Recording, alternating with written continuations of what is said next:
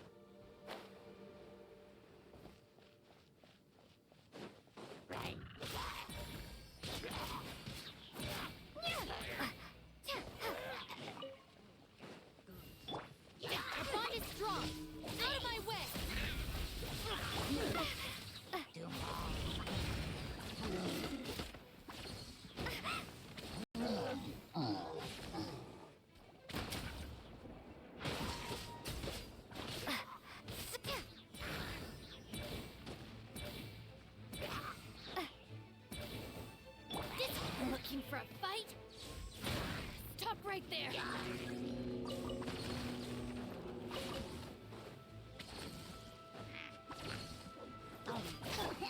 Ready?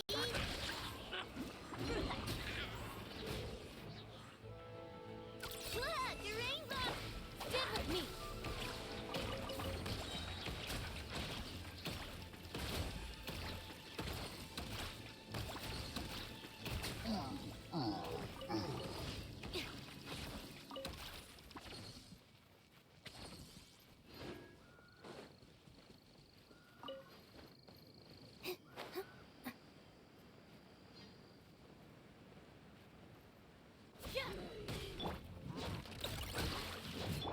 Defensive mode engaged. Ultimatum protocol.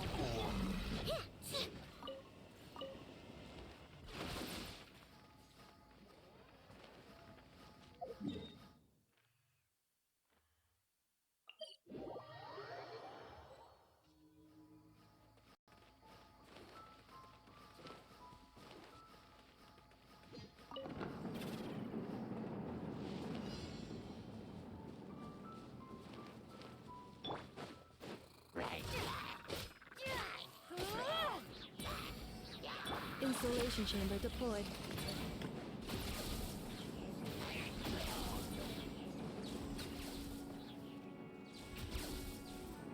Accelerating.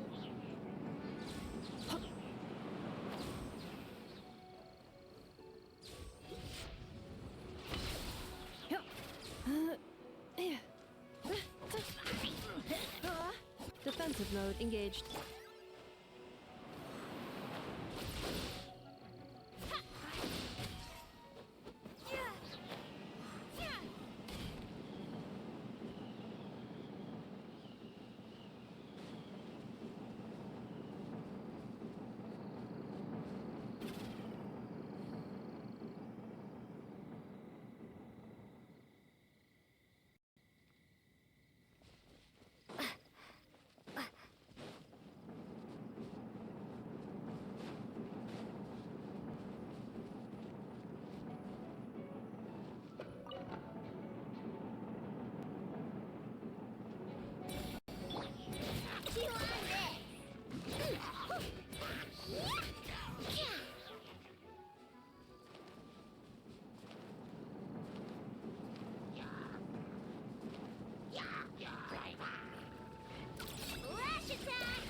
Preparing for dust up.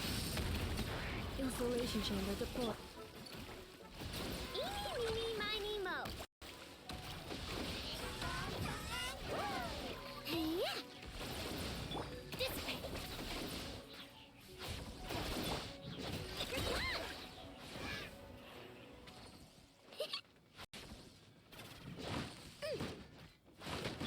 Defensive mode engaged.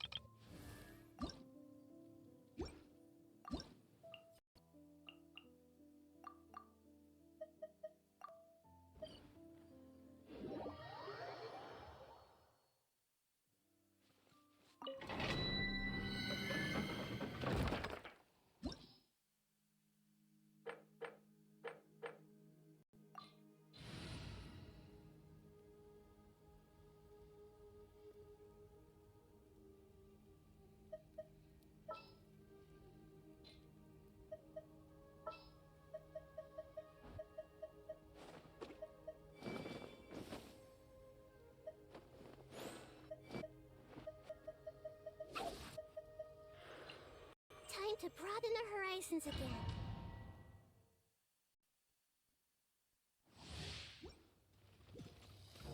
Insulation chamber. Make yourself a home! Look, the rainbow! Dip with me. I'll settle this. Everyone hold hands! Defensive mode engaged. Do you want this? Being done? Ultimatum protocol. The Temple of Wisdom! Hey! Go claw! This way.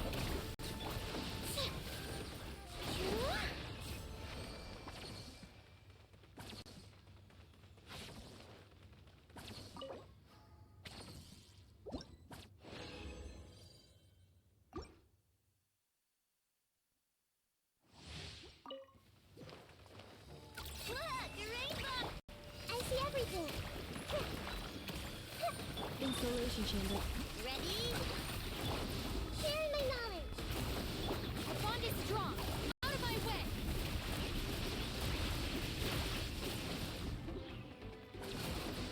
Eeny, meeny, miny, moe! Lash attack!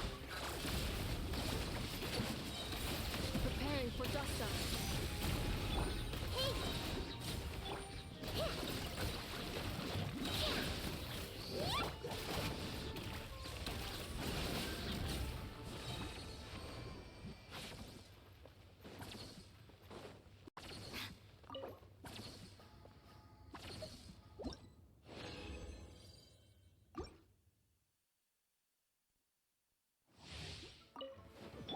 Everyone hold hands!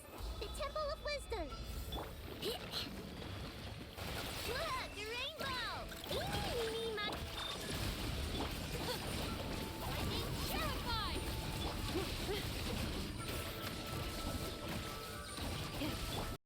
Do you want this? Being done! Thunderbolt! I see everything! Ultimatum protocol. Defensive mode engaged. Dip with me. Eeny, meeny, miny, moe!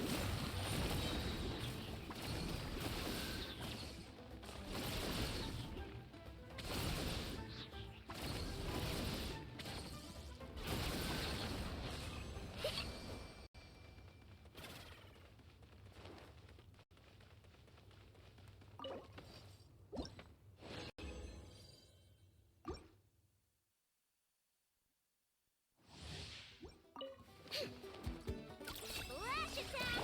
Hey! Make yourselves a home! It's Miss Scott! Go! I'll settle this.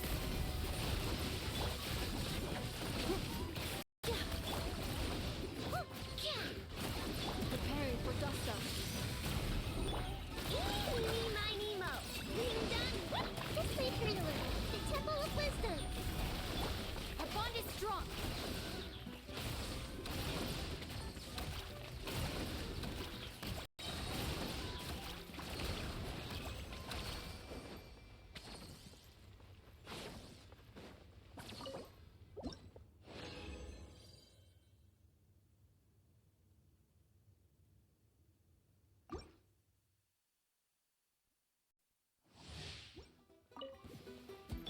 Everyone hold hands!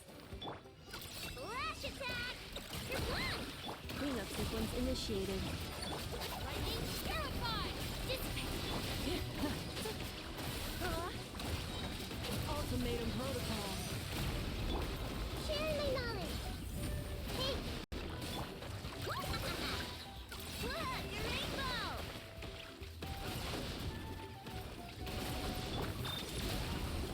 Dip with me.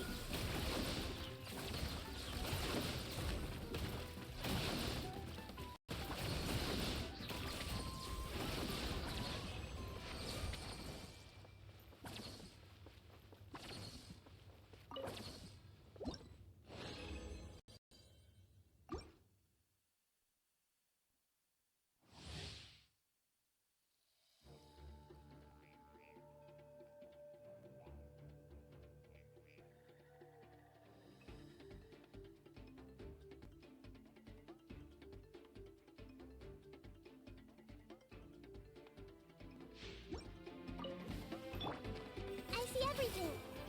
Eeny, meeny, miny, mo. Defensive mode. I'll settle this. Make yourselves at home. Don't claw. Flash attack. Shoot. Annihilation mode. Cleanup sequence in. Our bond is strong. Wing done, weather bug. Share my knowledge. Grow, grow, grow. Yeah. You're fine.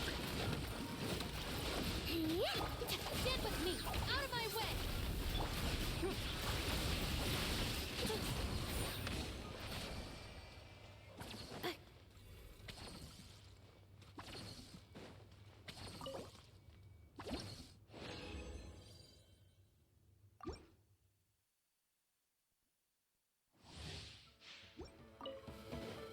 Insulation chamber. You're fine. Flash attack. The Temple of Wisdom. Our bond is strong. Ultimatum protocol. Ready?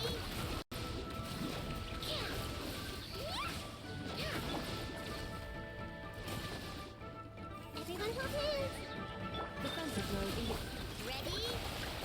Look, the rainbow. Share my knowledge. I'll settle this. Stand with me.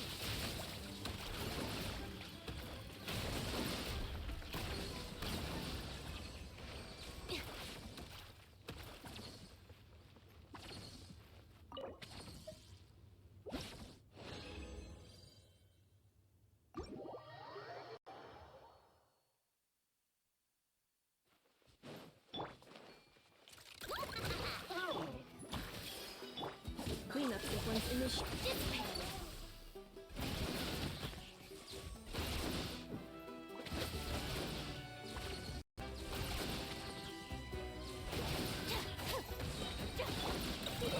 Go claw.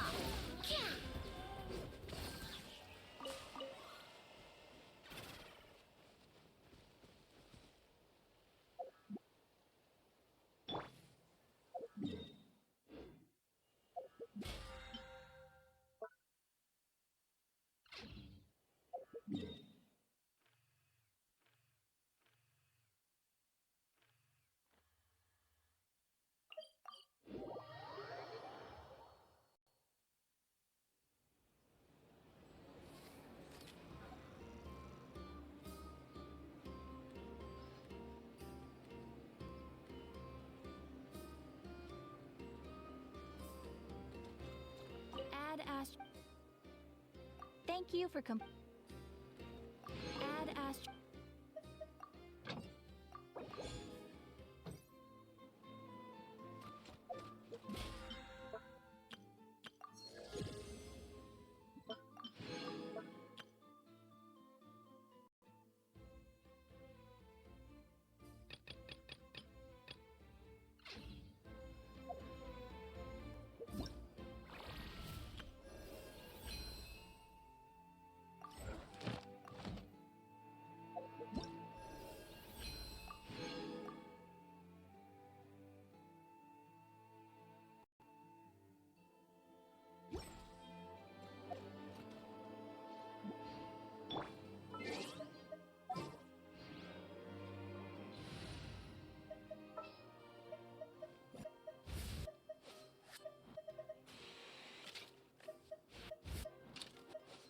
Just what will we come across this time?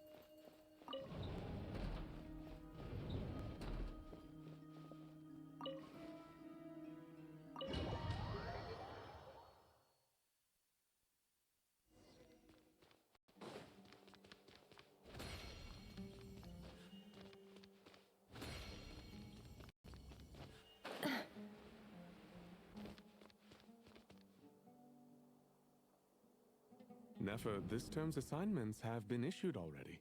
Please read through the materials thoroughly, conduct your own additional research, and then write an essay on the topic. Yes, Professor, I'm aware. I just had a couple more questions I wanted to get your perspective on. Oh? Please ask away. Well, I saw the other students' problem sheets, and I couldn't help but notice that my assignment is much easier than theirs. Do you really think I'm a weak student? A weak student? Goodness, no. Quite the opposite. You have a sharp mind. Almost too sharp.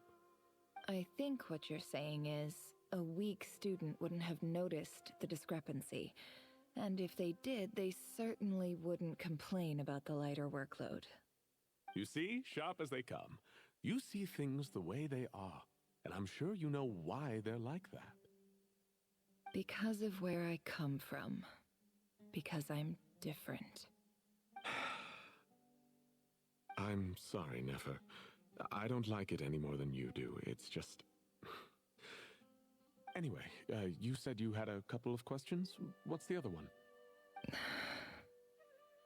I wanted to check. If someone sent me a letter to the academia, where do I go to collect it? Ah, your family wrote to you. Well, as long as they put your name on the envelope, someone should hand it right to you. Not exactly. It's not even a recent letter. I was just curious where the mail would end up if no one collects it. The House of Dana, I expect. I know there's a box for unclaimed mail somewhere in there, probably sitting on a shelf. Whatever you're looking for, that'd be the place to start. Okay, got it. Thank you, Professor. Oh, don't mention it. Honestly, I feel like I failed you. I'm supposed to be your teacher, but I haven't taught you anything. Hey, don't say that. You're a great teacher, and you do your best for all your students. But the rules are the rules. You're not allowed to teach students like me. It's not just the academia either. The whole world bends over backwards for the successful, and leaves the losers to suffer and die. Oh, my dear child. Don't tell me you've given up on life already. I haven't. I just think that if you want to make it in this world, you have to find a way to become successful.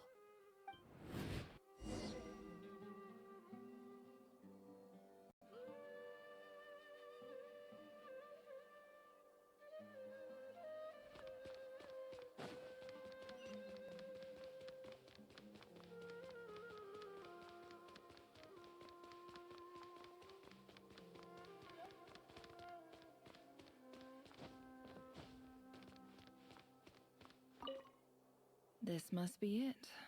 A big cardboard box full of unclaimed mail.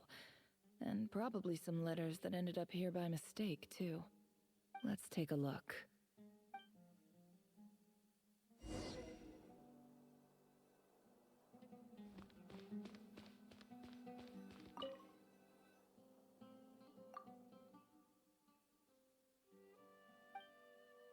A dilapidation survey from Port Orm. This one was never even opened.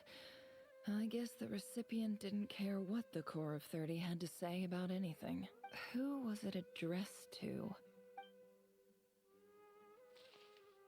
This one is addressed to the Immortus Sage. Guided by the incense, we became lost somewhere in the forest. All the barriers, in clinical terms, these symptoms fit the description of incense poisoning.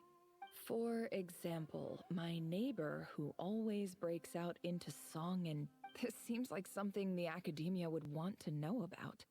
Wait, what's this written on the back?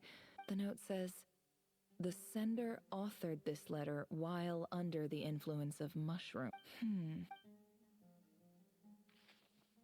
This next one is addressed to a few words of in recent years. However, as well as receiving education is the fundamental purpose. As Grand Sage, policy decisions are your prerogative. I do hope you will give some serious attention to this matter. great letter.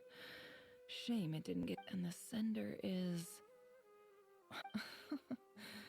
I didn't. So, this is where letters from the Sage of Spontamod end up?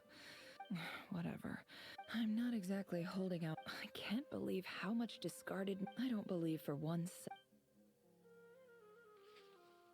Wait.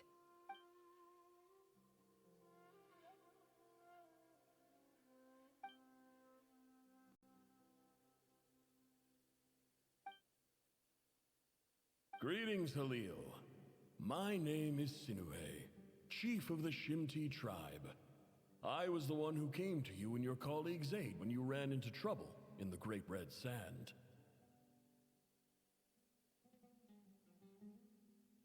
I don't know how well you remember it now, but I brought you to safety and gave you some water and other supplies. You seemed very pleased and told me your name.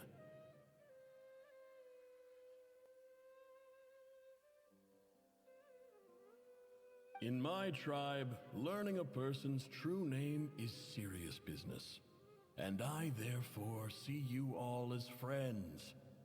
You were kind enough to leave your contact details, so we could stay in touch.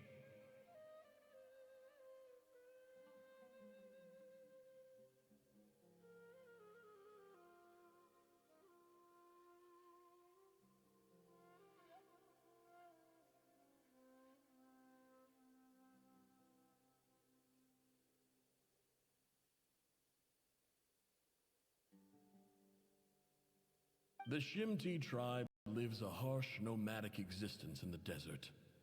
You were sympathetic towards my plight, promising to make me a special ambassador of the academia and help us find a way to make a better living.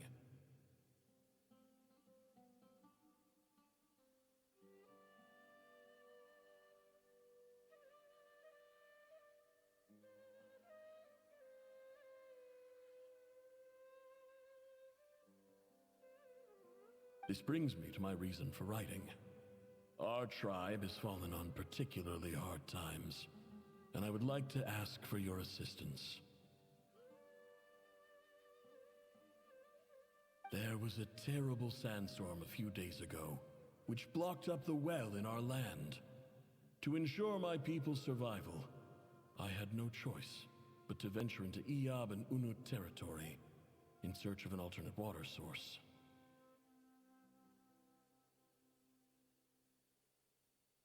The Eob and Unut are descended from the Thamudians, while we trace our ancestry to Tulatala. We worship the Lord of Flowers and have had relatively good relations with our fellow tribes up until now.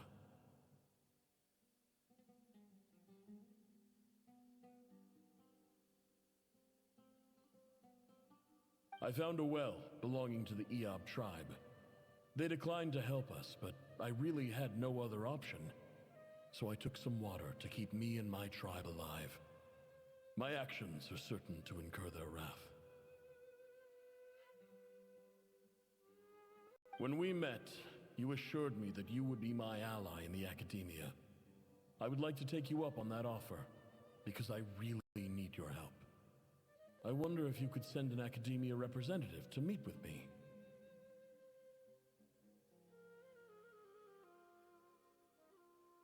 That aside, the last time you were here, you mentioned that the academia had started accepting students from the desert, and I told you a little about my daughter, Nefer. We have next to no resources here in the desert, and my power and influence are limited. Would you consider enrolling my daughter at the academia? She is a smart girl. I know she won't disappoint you. From the outset, the academia never took you seriously. Those things they promised were just empty words. I doubt they even remember the name Sinue. And you were so emphatic that your luck had finally changed for the better. You swore you'd lead us to a better place one day. You spoke with such conviction, like you were the most powerful chief in the whole desert. You liar. You lied about everything. You promised the world and delivered on none of it. And who fell for it? Just me, by the looks of it. Despite your best efforts. Which makes you a pathetic liar. You weren't even any good at it. I think I'll take over from here. Let me show you how it's done.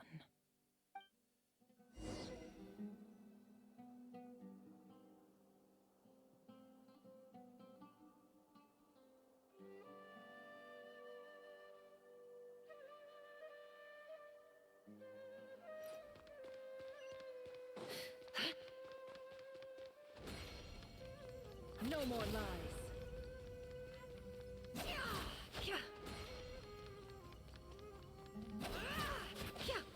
It all adds up. I just came to say goodbye. Thanks for everything you've done for me in my time here.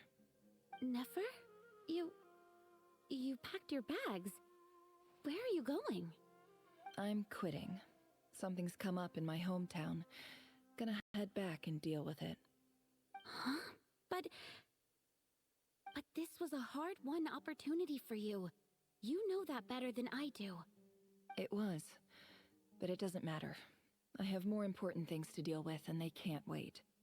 Oh, and I didn't want to overfill my bags, so I left some incense on your desk.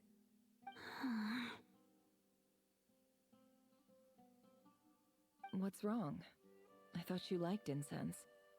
Although, I did read somewhere in the House of Dana that it has hallucinogenic effects. Don't use it all at once, all right? Isn't this the stuff you brought from your hometown? You're just letting me have it? But you said it's a rare and valuable commodity. Yeah, about that. I lied. It's not rare at all. There's this bunch of ruins near my hometown that are practically overgrown with this plant.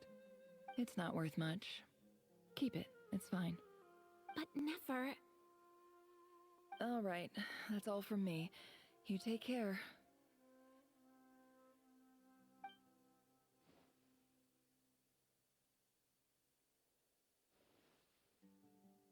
Don't forget me, okay? I mean, we're more than just classmates, right? We're friends. Yeah, I'll remember you. I lied again. That incense is worth a fortune, and it's a rare find even in those ruins. And as for remembering her, I have far too much to do when I get back. No time to reminisce. I'll be lucky if I even make it through this alive. But either way, I expect I'll forget you pretty quickly.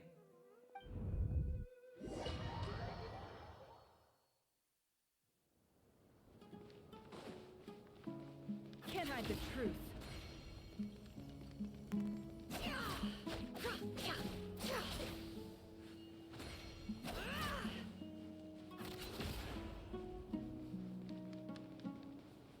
It all adds up.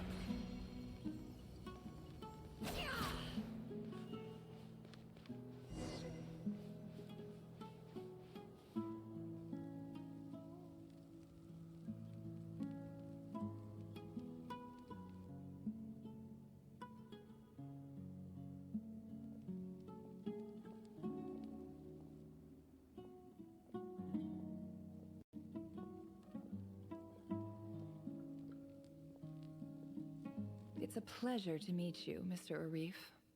So, what does the Academia want?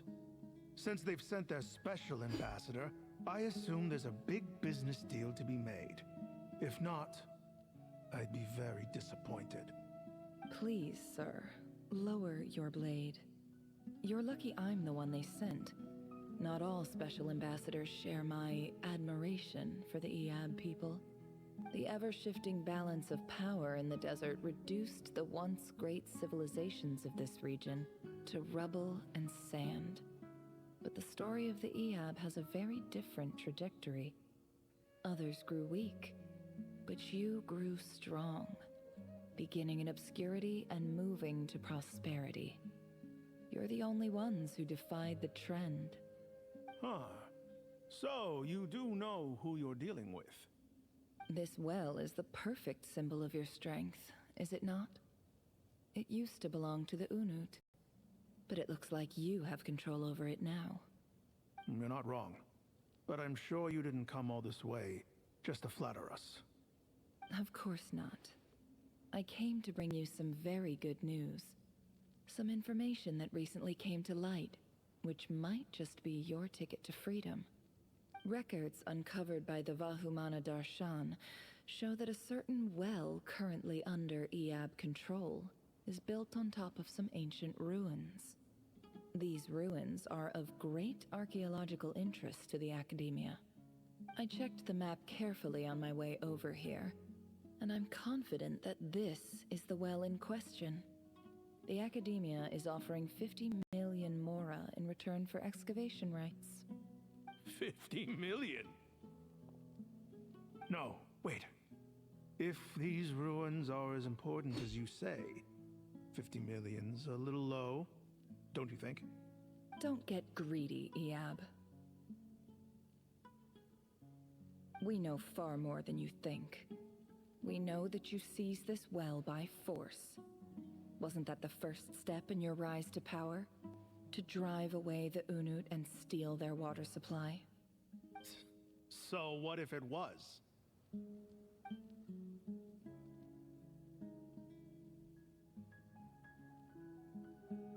Don't worry. As unscrupulous as it was, it's something we're willing to overlook. The Academia is only interested in dealing with the de facto power holders in the region. I hope I am making myself clear. And I hope your words are the truth. If I find out the Academia is trying to play me, I'll hunt down every one of your people and make you watch as I cut their heads off one by one. I assure you, Chief, that would not be in your long-term interests. You don't want to make an enemy of the Academia. You see how I'm dressed, don't you? I appreciate that you've never been to the rainforest, but surely even you recognize an ambassador's attire when you see it. And what does a barbarian like you have to lose anyway? You really think the Sumeru Academia would bother to come all this way just to lie to you? We have more important things to worry about. All right, I take your point. The Academia is the highest authority in the land. I'm sure you're trustworthy people. In that case, we have a deal. We will sell you the excavation rights. I'd like to thank you, Ambassador. This is good news indeed. Excellent news. In fact, it calls for a celebration. Would you do us the honor of staying a while and enjoying some Eab hospitality? Gladly. I am partial to wine myself, and I trust you are as well. So let's indulge in a few drinks together, in celebration of this momentous occasion.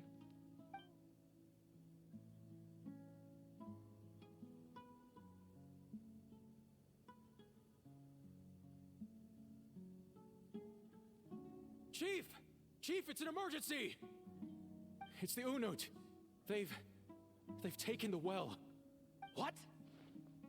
Well, don't just stand there. Take it back. Yes, Chief. I have every confidence in the Eab's military superiority, and yet... What is it? The Unut's response was alarmingly fast. The day after we reach a deal, they seize the well. This can't be a coincidence. Perhaps there is a traitor in your midst. I don't think so. I am obliged to remind you, Chief, that the Academia will only deal with the de facto power holders. If you cannot regain control over the well, I'm afraid you won't see a single mora of that 50 million. No! Please, Ambassador, just give me some time. I swear the Unut will not get away with this. That well is ours, and so is the mora. Glad to hear it. I will wait here for an update. If there is a traitor, I will find them. In the meantime, make yourself at home. I'll report back as soon as I have an update. Much obliged. Wow. All it took was a few words and I've got him wrapped around my finger. What an amazing feeling. So, in summary, Ambassador, the Academia would rather negotiate with our tribe instead of the Eab, yes? The Eab are ruthless murderers who don't listen to reason.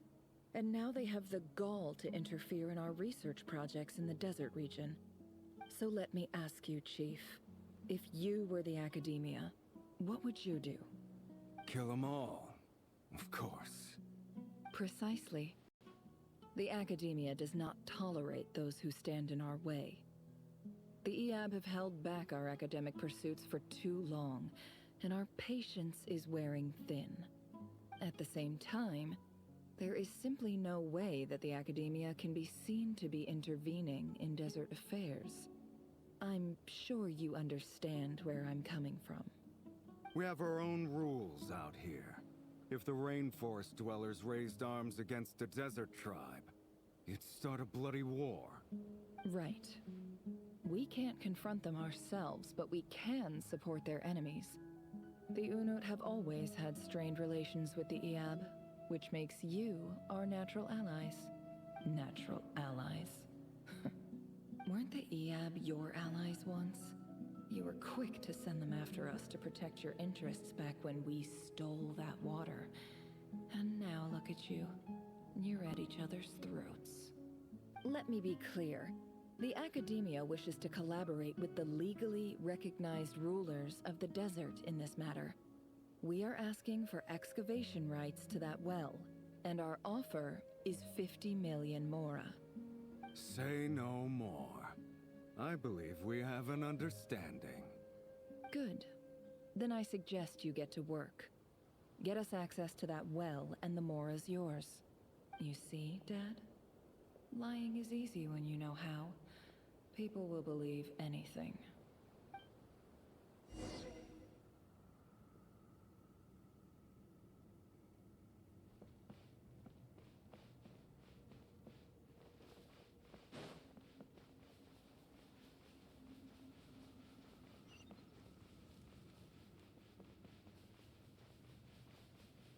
Can't hide the truth.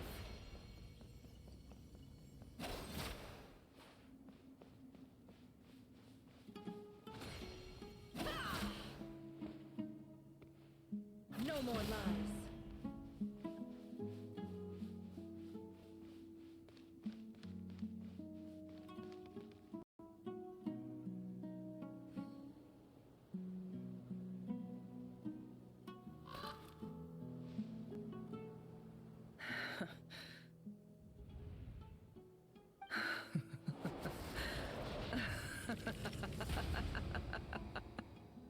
Look at yourselves. You may be vile, savage monsters, but your butchered bodies bleed like any others. You're no different. You're nothing special at all.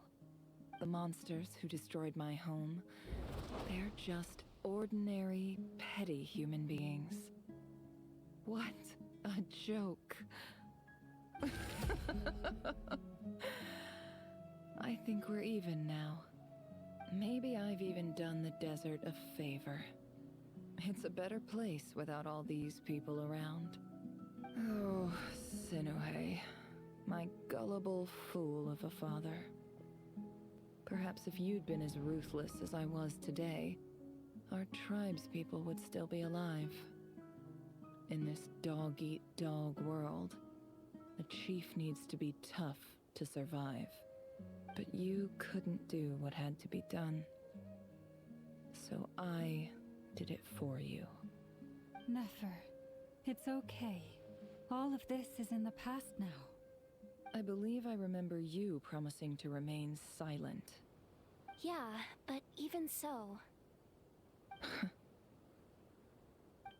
Yehoda, is there anything you can do to ease the tension?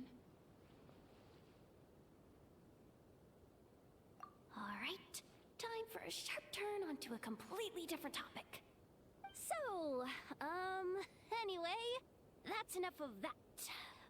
When are we getting out of this place? Feels like we've been walking forever.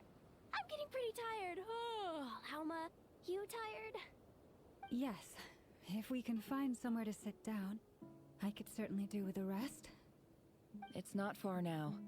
There should be a temple just up ahead. Yes. Really?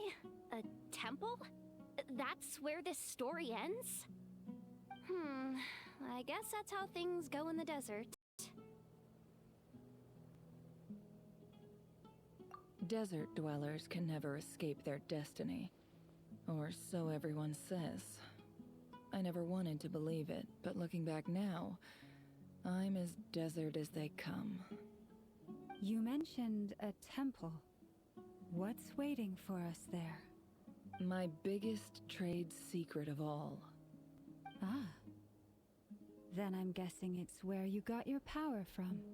The power to peer into other people's minds. I didn't know you were clued up on any other religions. I'm no expert in the history of Sumeru, but since you come from the desert, I would imagine it has something to do with King Deshret. Sounds impressive. Ah, I know who you mean. General Mahamatra Sino. The spirit of Hermanubis dwells within him. That's Boss Neff for ya. She knows everything. Sino's hardly a figure of obscurity, but I know about Sethos too. What about him? Is he a big deal or something? Well, he's not a small deal, let's put it that way. Please, this is the bare bone basics. Save the flattery. Thanks for your patience, everyone. I'm sure it's been a lot to take in. With any luck, that's our exit just up ahead.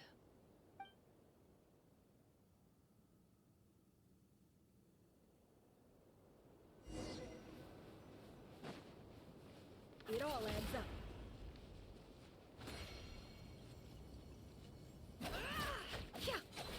Can't hide the truth.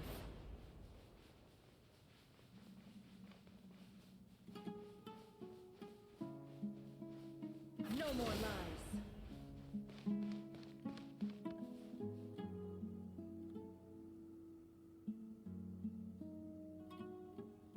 It all adds up.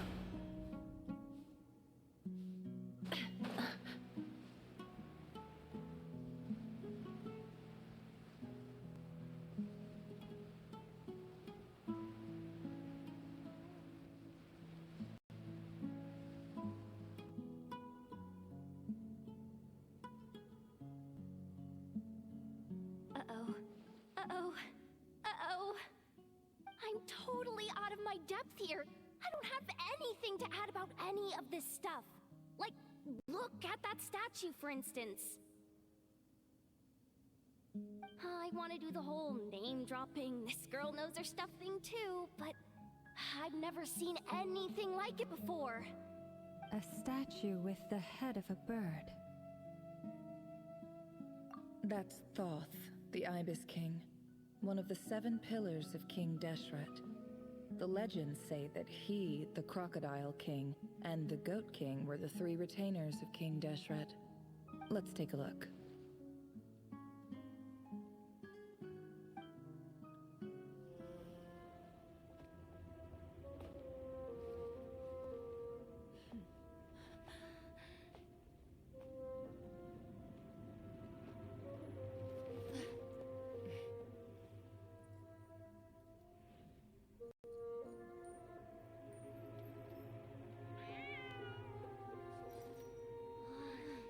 It's just Ashru. So, all is well?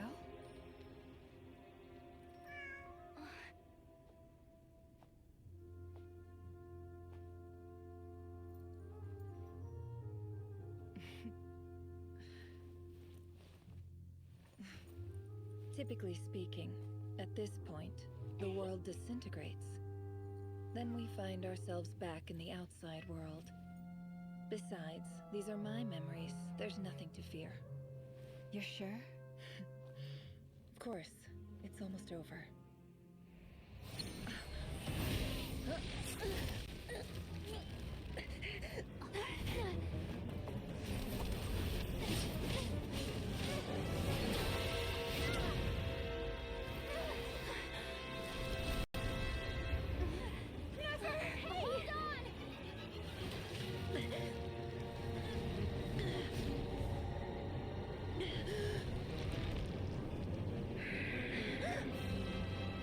Knowing too much is always a death sentence. Speak for yourself.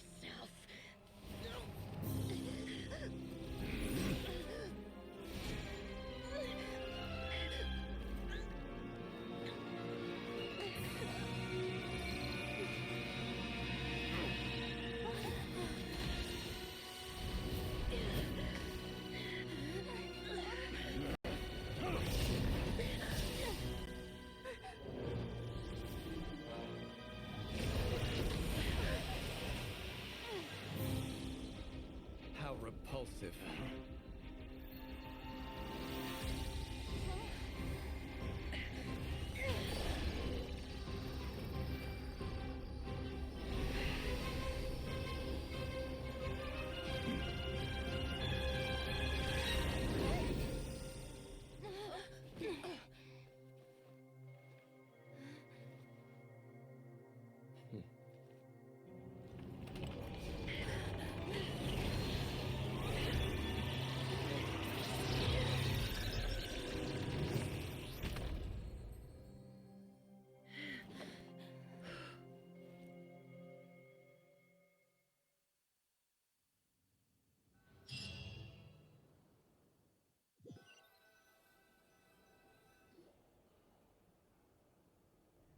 Timed that pretty well, didn't I? It's okay. I'm just glad no one was hurt. Paimon noticed you doing something too, Dainsleif. Were you helping get them out? Of course. When I asked Nefer to conduct this investigation, I was not naive to the dangers involved. I had a duty to ensure your safety. Good to know your sense of justice is still intact after all these years. I take that to mean that you saw the truth. That comes as a great relief. I certainly did. And thanks to your help, I also managed to trap Rerir inside the chess set. Whoa, really?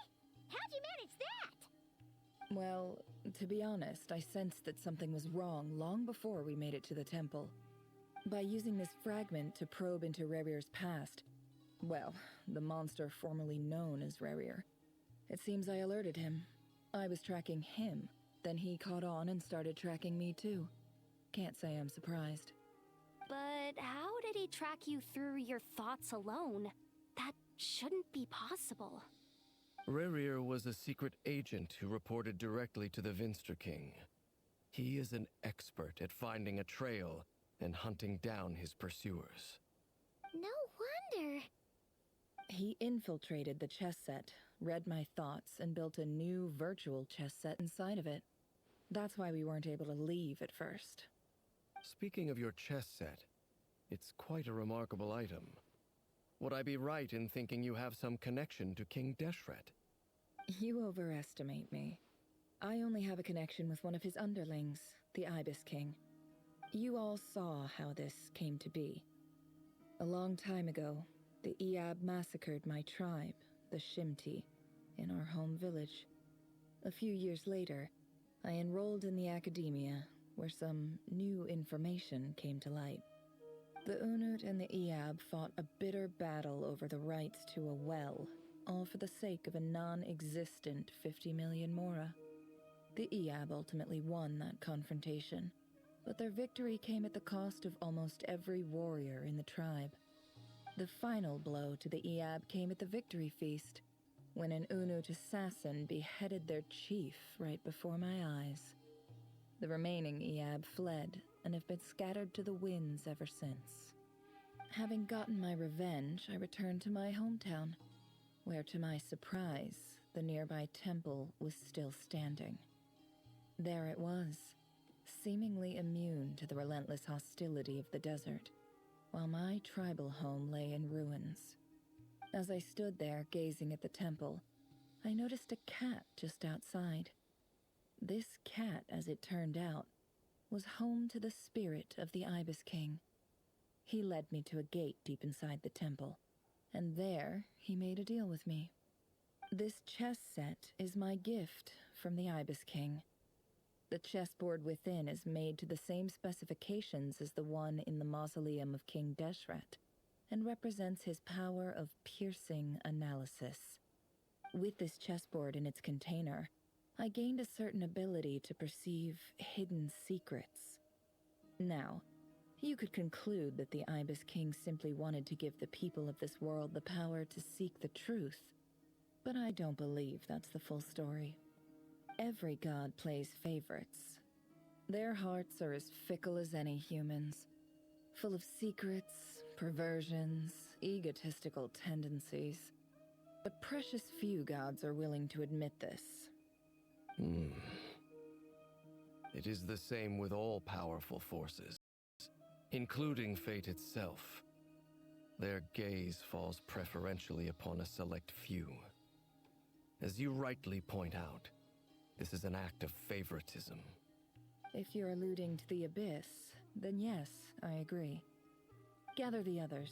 It's time to share everything I've learned.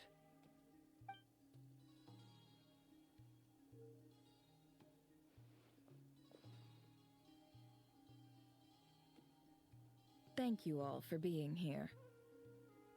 As promised, I did some further investigating into the Raker of Solnari's background. I am pleased to report that the investigation has been most fruitful indeed. The Raker of Solnari, real name Rerir, was once a Conrian subject who served the Vinster King. I will now share the important details of his story. Please save any questions or comments for the end.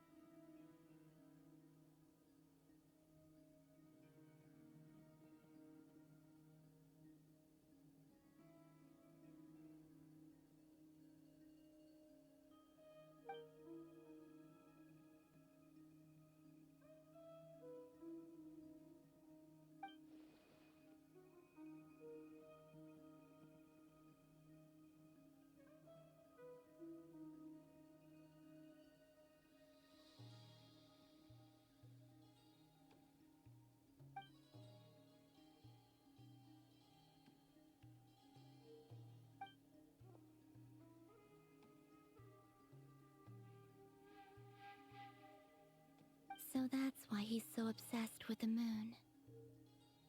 A tragic tale, to be sure. But it does not excuse his many transgressions.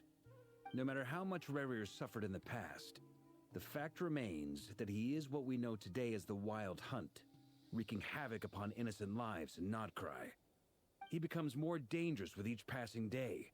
If left unchecked, it is simply a matter of time before all of Tevat suffers the consequences.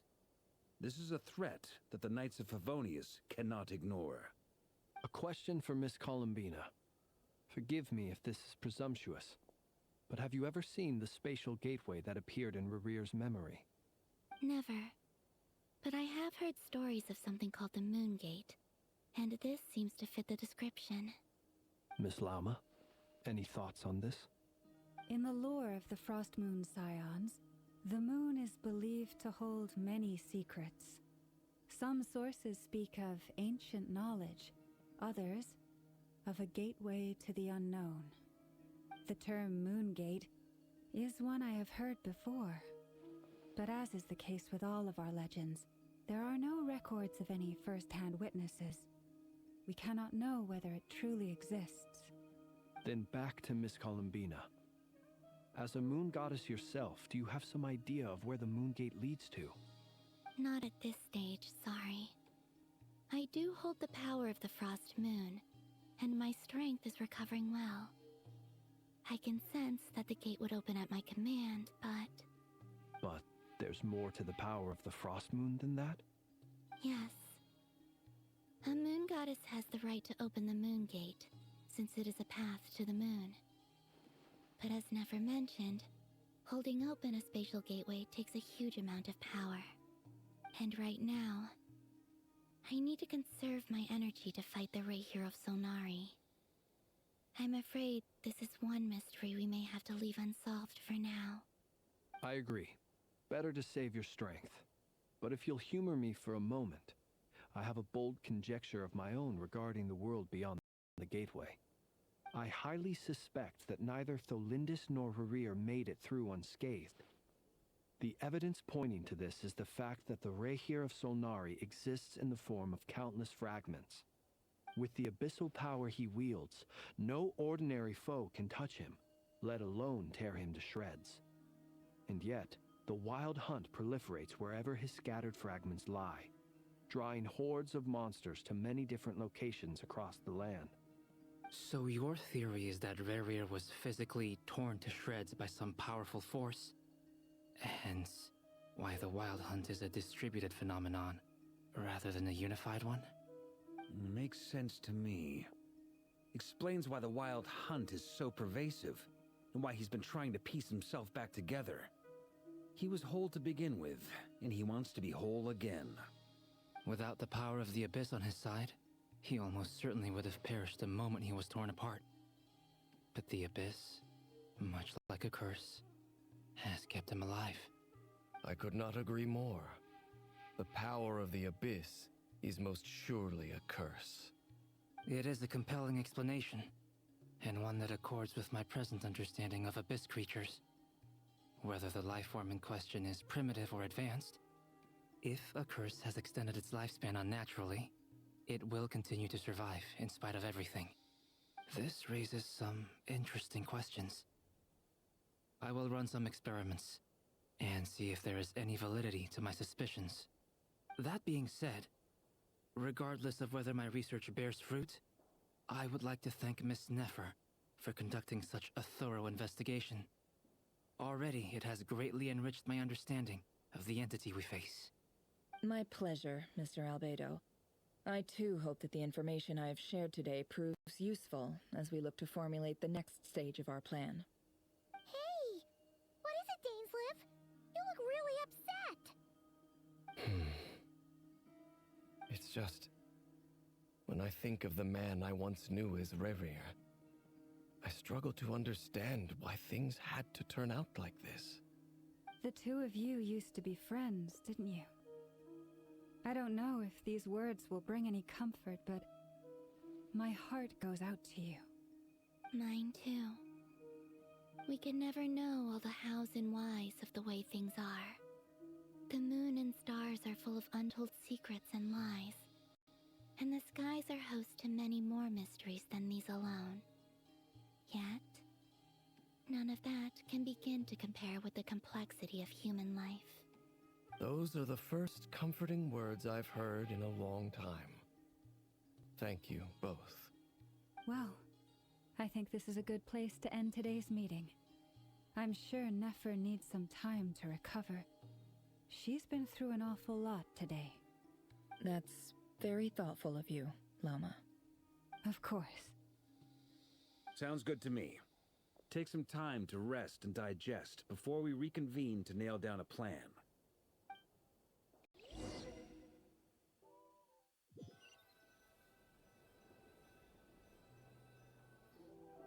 Hey, is this a bad time?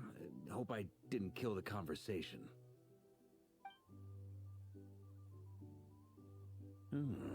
Nice room. Oh, I'm not coming in, though. Why not? It's just a hotel room. If it's all the same, I'll just stay out here.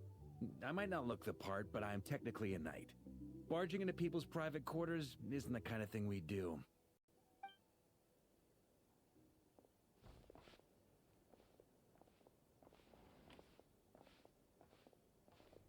Anyway, Nefer went back to the curatorium to get some rest. But before she left, she shared some things with me that I thought you should be aware of. Firstly, although she managed to trap the Raker of Solnari inside her chess set, there's no guarantee that the power of the Ibis King is any match for one of the 5 sinners. Their powers are beyond our comprehension. It's only a matter of time before he finds a way to break out. We have to come up with a plan and take care of him before that happens. Honestly, my mom figured that might be the case. So, how long have we got? Well, I asked her that same question. She talked for a long time, but for the most part, it seemed like she was trying to convince me how precious her chess set is, and what a long and storied history it has. It felt like some kind of sales pitch, you know? The kind where you end up handing over Mora against your will? Anyway, after all that, she finally answered the question. 2 days, at most. 2 days? Holy moly! Can we even recruit enough help in that time? That remains to be seen. Which brings me to the second issue. Dainsleif is obviously conflicted about this whole thing. But given how little time we have, there's no way we can pull this off without his help. You have some history with him, right? Do you think maybe you could talk to him for us? Great. I appreciate it. All right, on to item 3. So, Albedo, Durin, and I put our heads together and came up with a plan. Can't promise it's gonna work yet, but at least it's a start. We figured we'd bounce the idea off you first. We'll explore it further once everyone's recovered.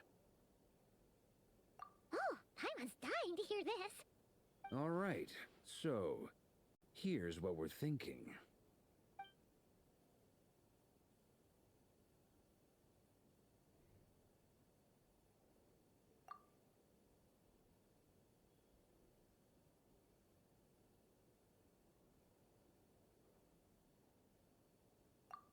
We felt a little uneasy about roping you into this. I mean, firstly, you're not locals, and secondly, none of us are your boss. You're well within your rights to refuse if you so choose. Roping us in? Why would you even say that? We know the stakes here. It's all of us against the Raher of Solnari, or none of us stand a chance. I choose my words very intentionally, I'll have you know. I like to think there's an art to striking a down-to-earth tone even when the stakes are through the roof. Sir Varka, I have a few thoughts about this plan. I'm all ears. I think we can be more flexible with how the roles are allocated. In my view, the most sensible lineup would be like this.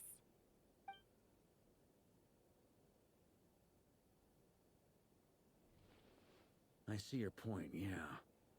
But if that's how we're going to approach this, you'd better make sure you're ready. To be clear, I don't doubt your abilities. Far from it. I just want to make sure. Are you really willing to take all this on? I want to do everything within my power. The Raher of Solnari is a truly fearsome opponent, and if I do my part, it'll greatly reduce the risk for everyone else involved. Well, that tracks with what I've heard. Jean's mentioned in her letters that you're so diligent it's almost abnormal. As in, most people weigh up the risks and rewards in situations like this. But you seem to just march towards danger without a moment's hesitation. Of course, everyone appreciates a fearless pioneer. But all that aside, I'm the Grand Master of the Knights of Favonius, and you're our honorary knight. I want to make sure your courage doesn't come at the expense of your safety. Thank you, Sir Varka. I should be the one thanking you. It means a lot to have you on board. I'll give some serious thought to your suggestions.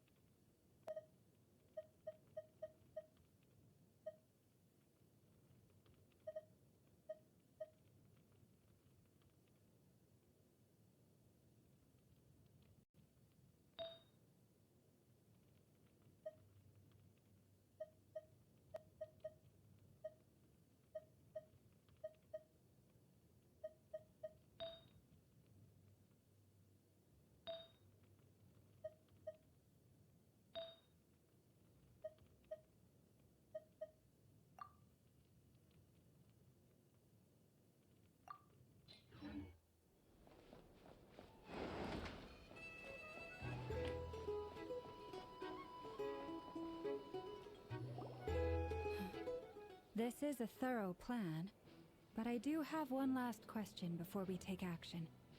How can we be sure that our enemy won't leave the designated area? Great question. Albedo's been hard at work analyzing Rarer and the Wild Hunt's behavioral patterns. His conclusions are as follows. Firstly, from the earliest known confrontation until now, Rarer has never displayed any ability to manipulate the dimension of space. So it's unlikely he has any power in that domain. Secondly, he seems to have a particularly strong vendetta against our group. If we put him in a fight-or-flight situation, he'll choose to fight every time. Thirdly, finally, and most importantly, he is consumed by hatred, both for the moon and for his enemies. Turns out, we tick both of those boxes. We have a reincarnated moon in our ranks, and a spy who accessed his private memories without permission. He'll be baying for blood, not looking to escape. As someone who's had their fair share of interactions with the Wild Hunt, those all seem like valid observations to me. Understood. Then I will defer to the verdict of the group. Well, everyone, that's the plan in full detail. Albedo and Durin are carrying out their part as we speak. Plan approved. Scheduling. Okay, any firepower you need, I got you covered. Let's light this baby up. The Frost Moon Scions are behind you as well. And the rest of you?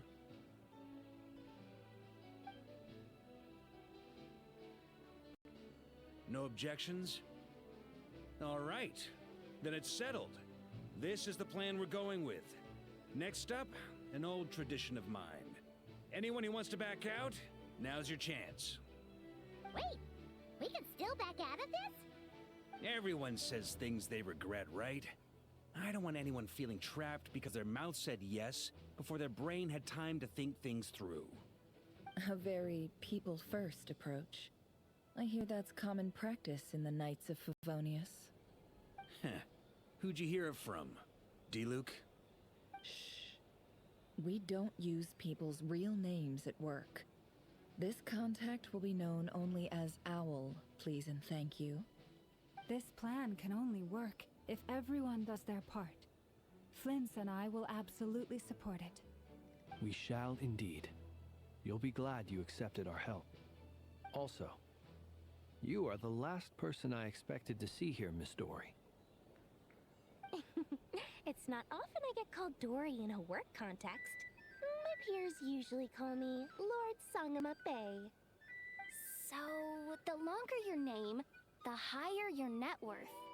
Is that the idea here? In that case, Mr. Flint's here must be worth a fortune. That's right, I know your full name. It's... The walls are thin here. I'd appreciate you keeping that a secret. Okay, fine. I'm actually only here as a favor for someone else. Do you have any idea how much it would cost to hire me otherwise? Oh! Does this mean someone out there actually has the power to boss Dory around? It most certainly does not. We have a long-standing and mutually beneficial business partnership. She's actually the mom of a friend of yours. Said mom supplied me with a great little trinket, but now that lady's ruined everything. If I don't start building a little goodwill now, my whole business in Notcry is gonna go down the drain! Okay. So what exactly is so special about this pendant? It's a lucky charm that a great mage made for me. We have a business relationship, and she was worried that something bad might happen to me. So, she wanted me to have something that can store power to protect myself with.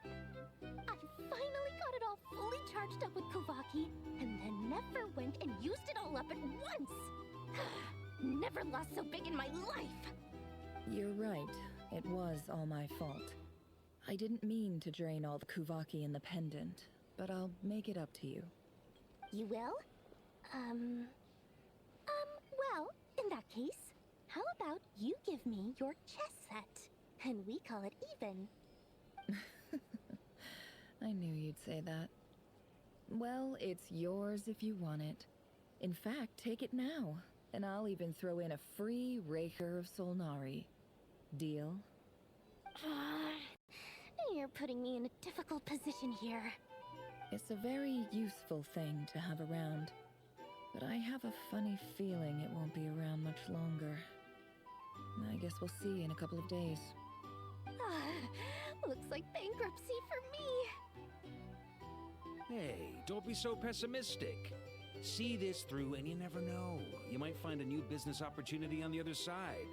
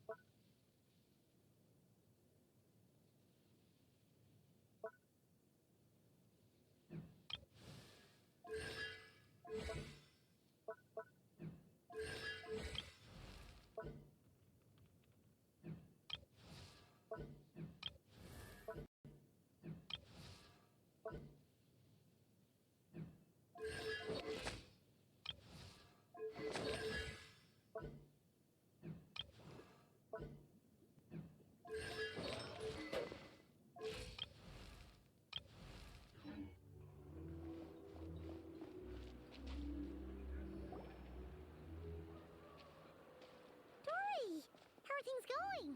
Feeling ready? Oh, I was born ready. We only have 2 days. You think Lord Sangamabe would let an opportunity like this slip by?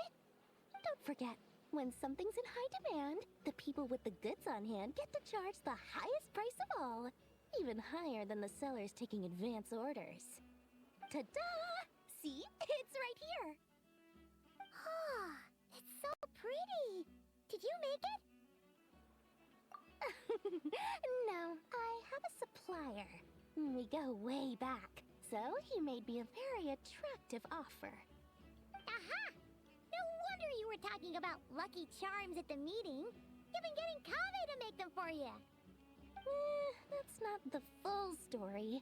It actually started a while back as a project between me and the Dendro Archon. Mage Alice once warned me that this world won't stay safe forever. There may come a day when everyone faces a great crisis. I passed this on to the Dendro Archon, and she secretly brought together a research team made up of Sumeru's top scholars to invent a technology that could keep people safe. I won't go into the details because it's all very complicated, but if you want to know more, you can ask the Dendro Archon about it sometime. Anyway, point being, it was the Dendro Archon who asked Kave to build this little contraption. As one of the top Kasharawar talents, he was the obvious choice. Took him long enough. He stressed over it for ages. Must have gone through at least a dozen designs before producing a final product. But that's Kave for you. Marak delivered it to me a couple of days ago, along with a letter from Kave. Could I ask why I'm sending this technology to you? What's your proposed use case? Has it been approved by the relevant authorities? So nosy. My fault for sending him the research permit to begin with. Surely Nahida must have told him you were involved in this project. He was probably just nervous because you're always so secretive about your business. Could be, could be. Anyway, I just replied, let's hope there never has to be a use case, because it would involve grave danger. Fair enough. But it sounds like he was just being cautious. He probably felt responsible as the one who made it. Or maybe he was asking as a favor for his housemate. He's done that before. Not sure why, though. His housemate doesn't seem to really care that much about this kind of stuff. Either way, all's well that ends well. I'm just glad to finally have my hands on the product. I wouldn't want to be without it, given the potential dangers that lie ahead. Huh? What does that look mean? Paimon's just super surprised. This must be the first time we've ever seen you actually get serious about something.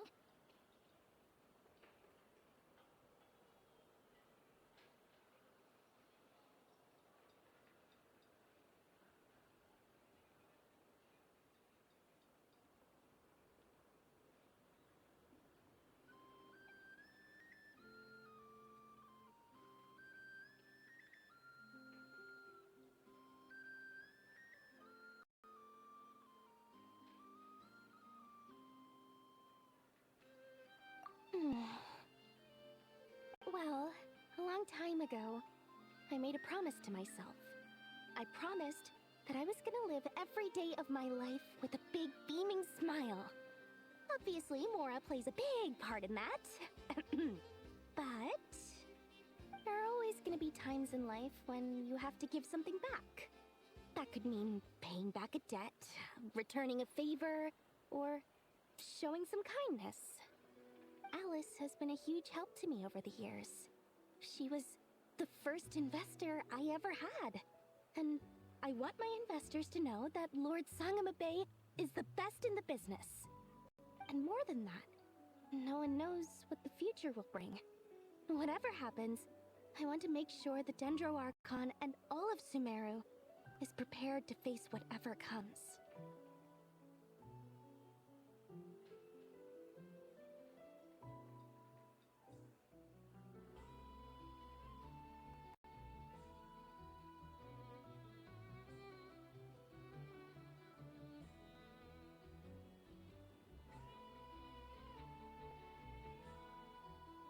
Oh, that? I was just making sure Nefer and I are square. Don't be thinking it was some sort of benevolent act. I'm no saint, so don't treat me like something I'm not. My priority is doing the business that I want to do, so long as my conscience lets me, but it usually does. That's the Lord Sangama Bay business model. Alright, if you say so. I do say so, and that's the whole point. I'm a businesswoman. Don't go trying to figure out what kind of person I am. You'll exhaust yourself. Much easier for everyone involved if you just take my word for it. Oh, and could you two help me get this stuff where it needs to be? Thanks so much. You're my favorite assistants.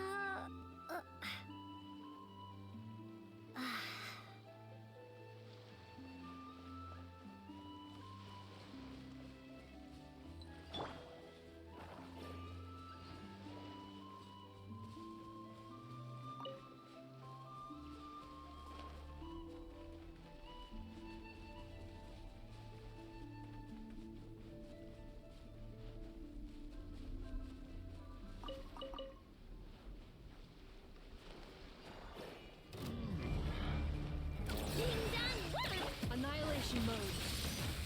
Insulation chamber. Eeny, miny, get with me! Out of my way!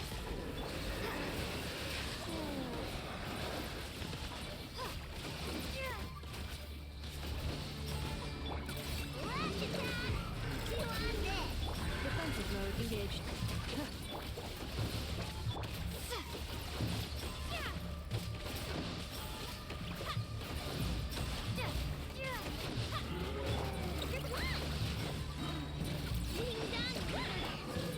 Ultimatum protocol. Cleanup sequence initiated.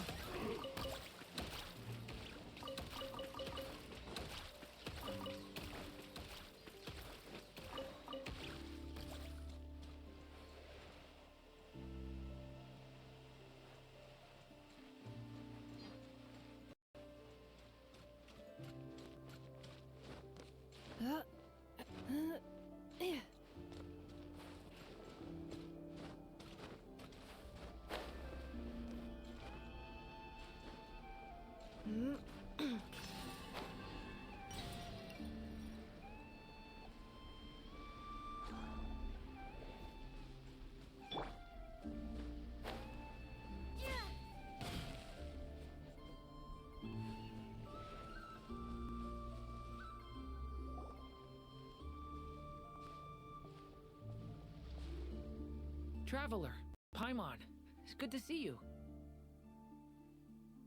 Everything going smoothly over here? Sort of. As you're probably aware, Varka, Diren, and I captured some abyssal creatures from the Wild Hunt. Per the plan, we dissected and analyzed some samples of these creatures. The process went very smoothly. The findings, however, come with some troubling implications. What? You can actually dissect the Wild Hunt? That depends on your definition of Wild Hunt and dissection. Harmless, lifeless. These words are accurate descriptions. The Wild Hunt is an interesting phenomenon. In and of itself, it doesn't seem to possess anything akin to a human personality. But taken as a collective, the medium through which the Wild Hunt is summoned does appear to have a soul. Master griped a lot about the wise Horoptetyr, and seemed somewhat fascinated with the Faustsert Elegy. But she barely mentioned Rerir at all. I don't think that was because of his lower social standing, though. Anyway, it's a pity. I should like to hear her thoughts on the nature of the lifeform he has become today. It's a strange mix. The furious energy of an abyssal being channeled through a fractured physical existence. A consequence of being torn apart by an unknown power. Perhaps the only explanation for his survival in this state is that he sacrificed a degree of individuality in exchange for a continued existence. Oh, sorry. Once I get talking about interesting research, I have a tendency to go on indefinitely. Back to our research findings. Essentially, they confirm my hypothesis. Rerir's corpse is completely contaminated by the Abyss, and the effects are irreversible. You could think of this as Rerir in mutated form. But in my view, even that would be inaccurate. In reality, his whole being has been consumed by the Abyss. In other words, he is now nothing more than a manifestation of abyssal power.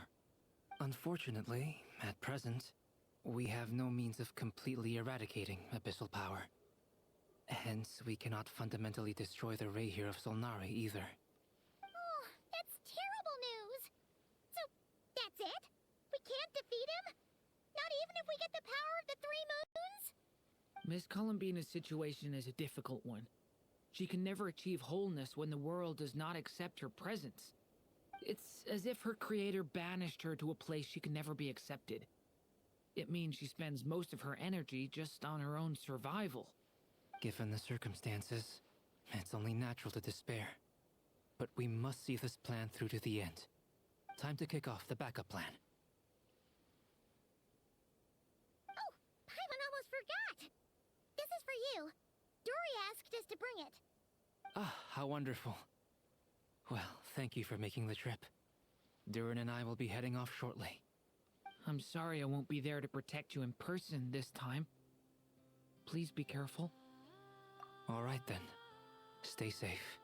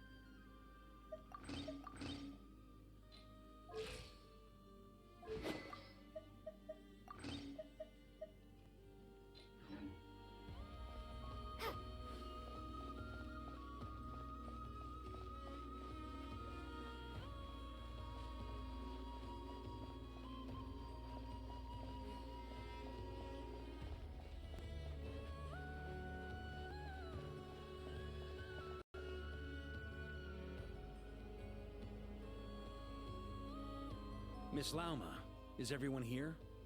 Yes. The fate of my flock is in your hands, Grandmaster Varka. Please keep them safe. My lady, what are you saying? Within the next 24 hours, we will face the biggest crisis the world has ever seen. This is not a burden that we deserve to bear, but I believe that we reap what we sow in this life. So I intend to act. I must do what I think is right. For me, that means fighting for the future of Nodcry. This gentleman is the Grand Master of the Knights of Favonius, Varka, Knight of Boreas.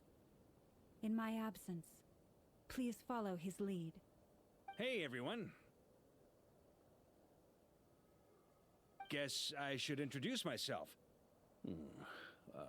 Well, to start with, I know my way around a battlefield.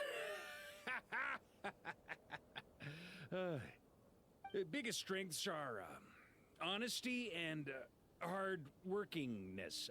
Anyway, point is, I don't intend to let Lauma down. I'm gonna do everything in my power to keep every last one of you safe and sound.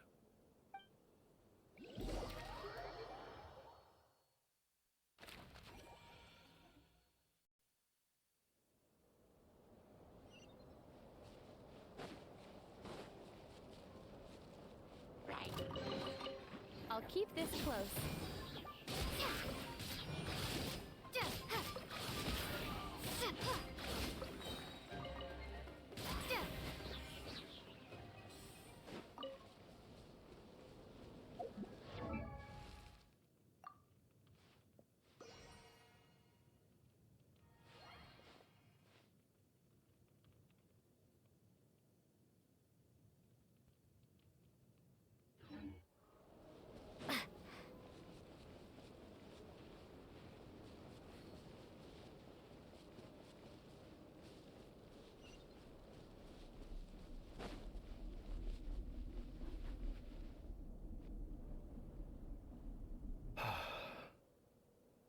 Something on your mind?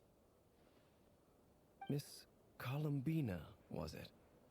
I believe that's how the others addressed you. That's right. Names are funny things. Have you always been called Dainsleif? Yes. I take it your own name has a more complicated history.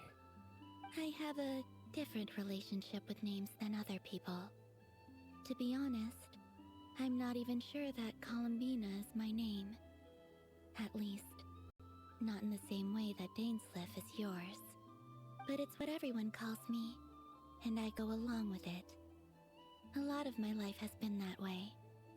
I get so used to things that I forget to question why they are so. I never used to think much about where names come from, or what they mean to people. Maybe something's wrong with me. You're different from other people. I sensed it the first time we met. You're more perceptive than most. I'm sure your long life and rich range of experience explains that. Do you ever find yourself missing Conria, Mr. Dainsleif? Difficult to answer. I have dreamed of the past many, many times. Sometimes I'm fighting tooth and nail. Other times I'm lying on the ground, defeated. I don't recall any happy moments from that time.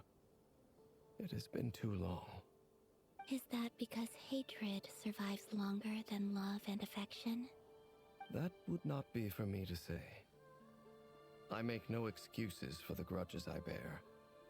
But whatever the reason, I remember little that was beautiful or sentimental. Thank you for your help with the Rerir situation. Without your efforts, I never could have learned the hidden truth of his story. You're welcome. I know he's your friend. Friend? He betrayed me. And I never really understood what he was going through in life. Some friendship, that is. Okay. So, do you plan to fight him with us?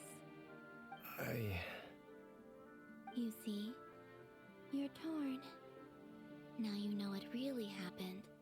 You see the things he's done in a new light. I need some time. Of course. I completely understand. Anyone else in your position would feel conflicted too. Actually, I went through something similar myself recently. Something happened that changed my perspective on a situation. A situation I took for granted at the time, but now I feel very grateful for it. You mean the Harbingers who still support you, even though you've left the Fatui? Yes. I always thought they were only helping me because Harbingers are forced to work together. But then I abandoned them. A warrant was even put out for my arrest. And even now, they still support me. Which means I was wrong about them all along. Clearly, they view you as a friend. I feel a little guilty now. I regret not seeing her help for what it was, and not treasuring it. Hopefully, talking about it will do us both some good. Have you noticed that the Traveler and Paimon are over there? I think they've been listening. Huh. Shall we say hello? Sure. Hello. Ah! They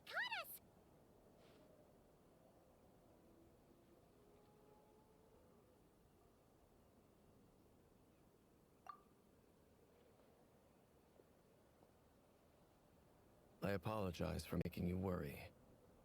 No doubt you wish to know where I stand on the plan to take down the Recher of Solnari. I'm afraid I need a little time, but I will seriously consider joining you. You will? Oh, thank you so much! Everyone will be so grateful to hear that! They needn't be. This was something that I was going to have to face up to eventually. That doesn't matter to them. They're grateful to you regardless. You can't control their gratitude, so just accept it. And then, have a think about whether you're willing to join us.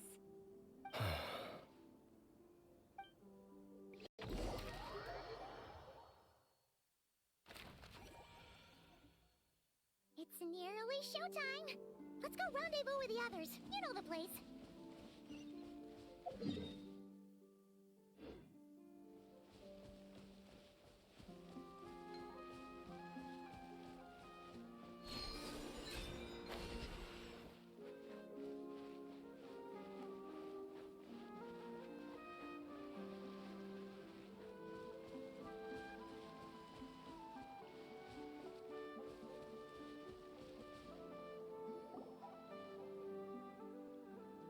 Ah, you're earlier than I expected.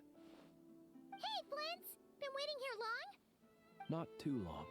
I came a little early so I'd have some time to think. Are you nervous about the battle?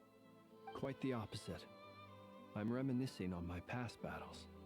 When I was awakened by the Ratniki, I had not touched a weapon in many years. I felt like the battlefield was not where I belonged. But after waging war against the Wild Hunt for so long, I came to realize something. A life of absolute peace is simply not a possibility for me. My restless flame indicates that somewhere inside of me, there is a deep yearning to root out the evil in this world. Oh, that doesn't sound like such a bad thing.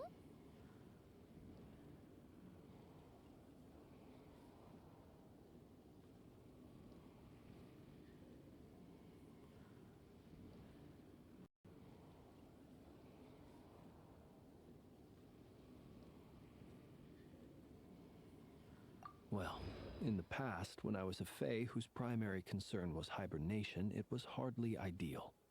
But it certainly serves me well here in the present. And I am delighted to be able to join forces with you in this endeavor. Looks like I'm not the first to arrive. Ah, Miss Lauma. Did you sleep okay last night? I struggled to settle down at first, because of the nerves. But don't worry. I got enough sleep in the end. I'll be just fine.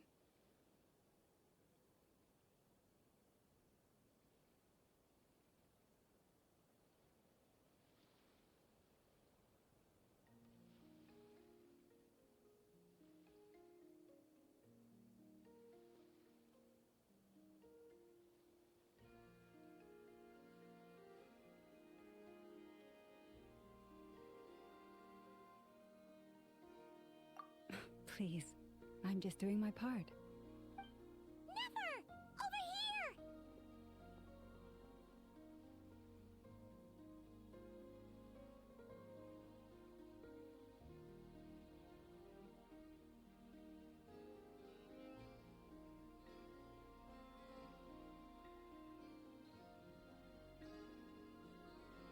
Aino asked me to relay a message. She said Anefa will be on high alert and keep a close watch over all secondary districts where defense is required, providing support as necessary. Meanwhile, Aino herself will provide range support to us directly, using her latest invention. Excellent. My thanks to all involved. The chess set's looking a little unstable. It won't hold him much longer. We should be prepared to engage at a moment's notice. No sense sitting around waiting. Let's make the first move while we still have the option. I agree. Paimon, find a safe hiding place. Got it! Be careful, Traveler! I will.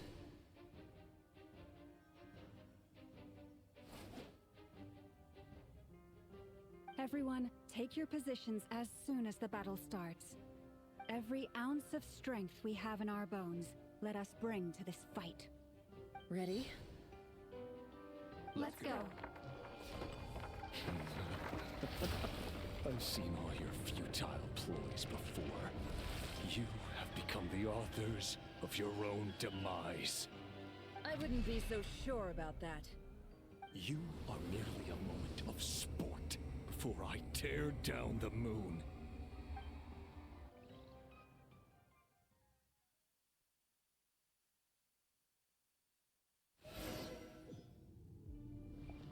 Let me help!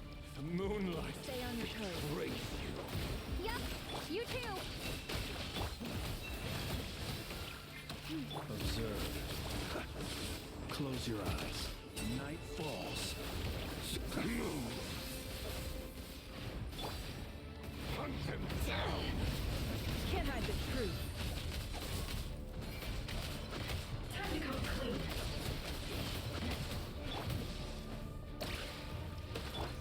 The moon is futile. For the everlasting Hunt them cause. down! Be silent. Observe. Steady now. Night falls. Be silent. Seek within. You poor lost. Hunt them down! Water jet! No more lies.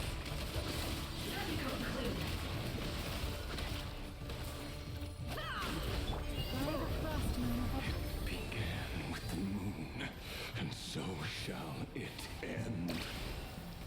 the moon will protect you.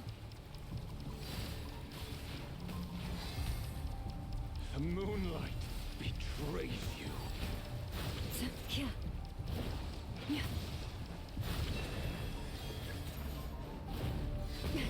A grave. Close your eyes. Do you see?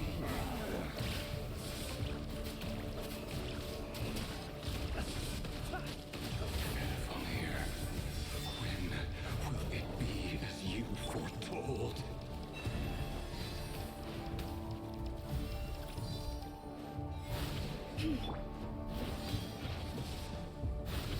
Be silent.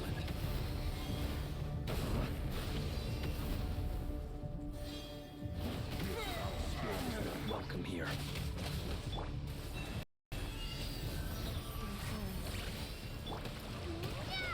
It all adds up. The deception ends here.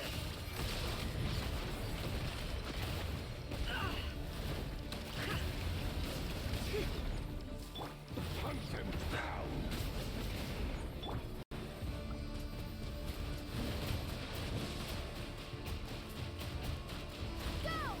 The moonlight betrays you.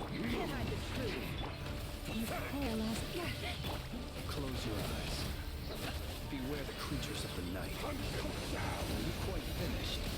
Be silent. It's all futile. Hunt them down! No more lies. Forest, protect us. By the frost moon of Can't hide the truth. Pathetic!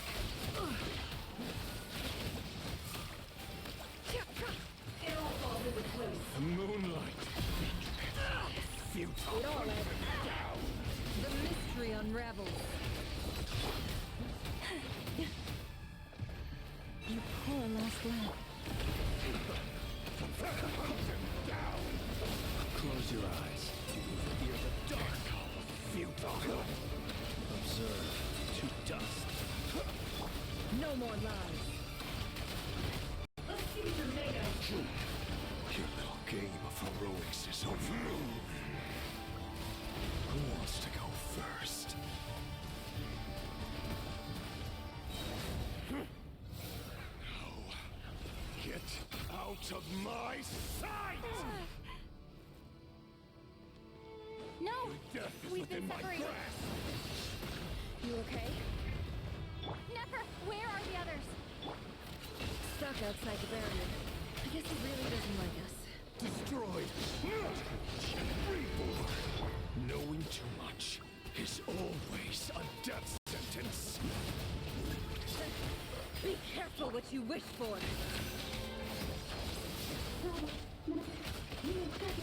When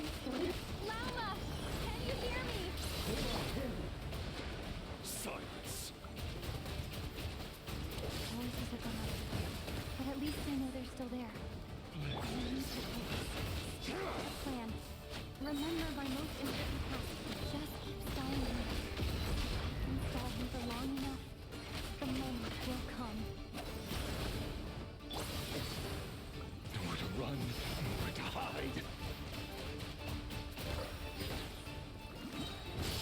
Bombs away!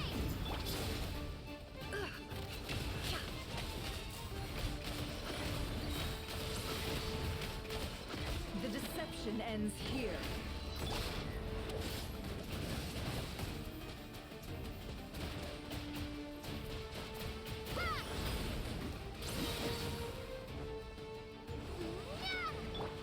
Can't hide the truth. Shameless.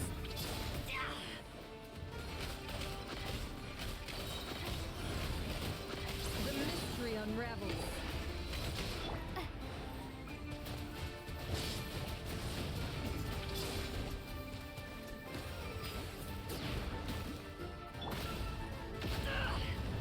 It all adds up.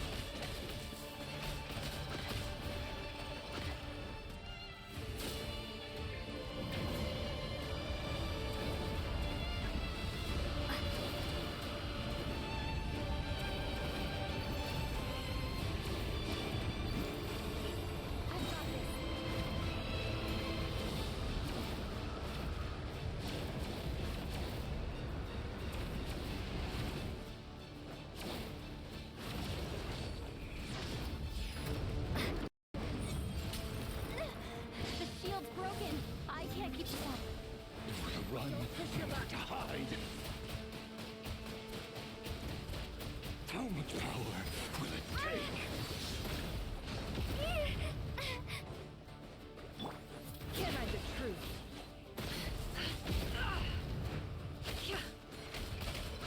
It all falls into place. The deception ends here. Bombs away!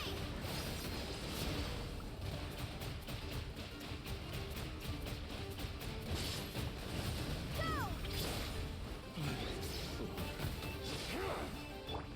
It all adds up. Time to go clean. Seek within. No more lies.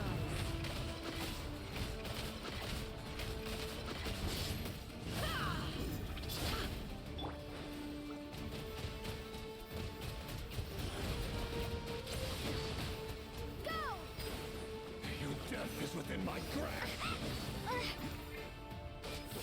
Can't hide the truth. The deception ends here. No more lies.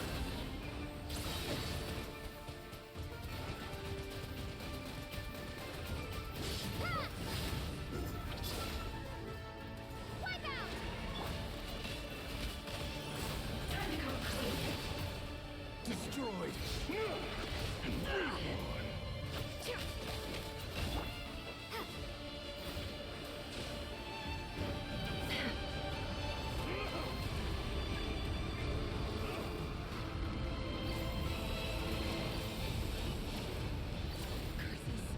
There's no other way.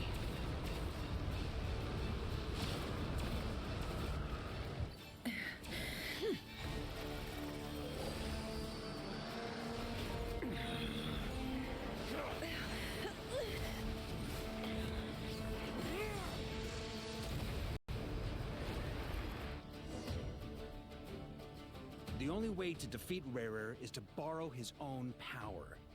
That means Columbina will have to disappear while you two bear the brunt of his attacks. You have to hold on. Find a way to keep him focused on killing the two of you.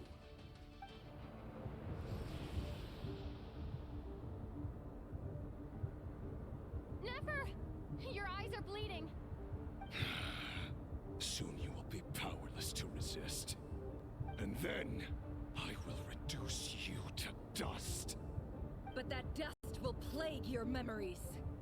Come on. Keep holding on. Any other tricks up your sleeve? Let's see them.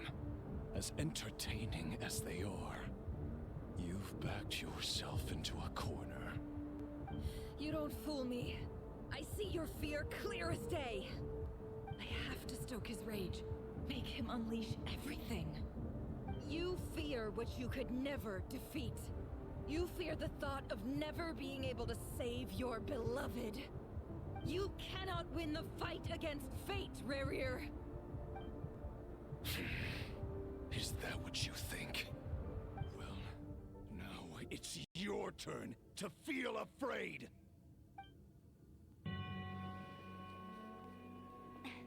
You fear the sound of your own name? Is it us you hate? Or is it what you've become? Let's see what becomes of you!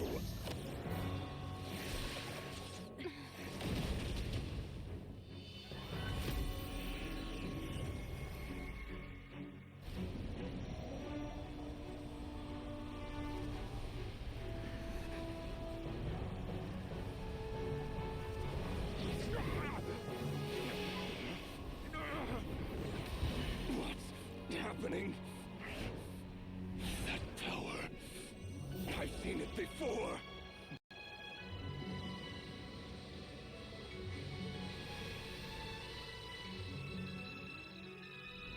His power is on another level. We'll need to use an alchemical array to convert his power into a usable form. Then quickly channel it into Columbina, rendering her powerful enough to compete with him. I'll join you. I can help. If I release enough abyssal energy into a confined space, it'll create a potential difference, allowing us to extract a huge amount of elemental energy. Next, I'll synchronize with everyone's minds using pyro, then give you temporary access to their abilities and fields of view. But it won't last long. Can you see? Well enough.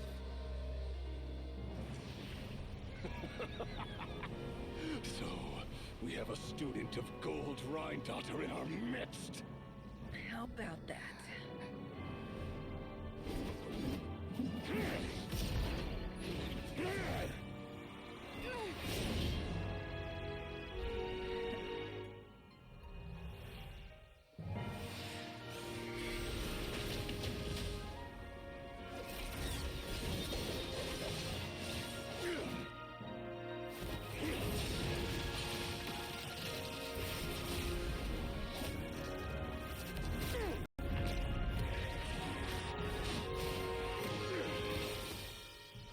You use my own power against me? Just like how you stole Kuvaki. Look familiar?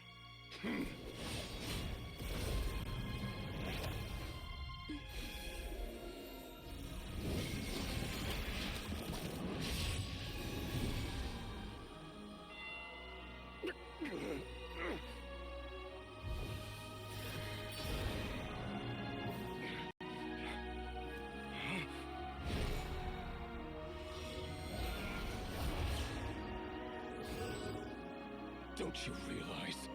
You don't have the power to hold that gate open. I don't, but someone else does.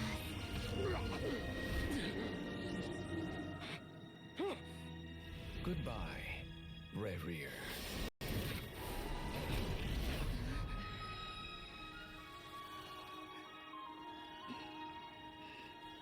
We won.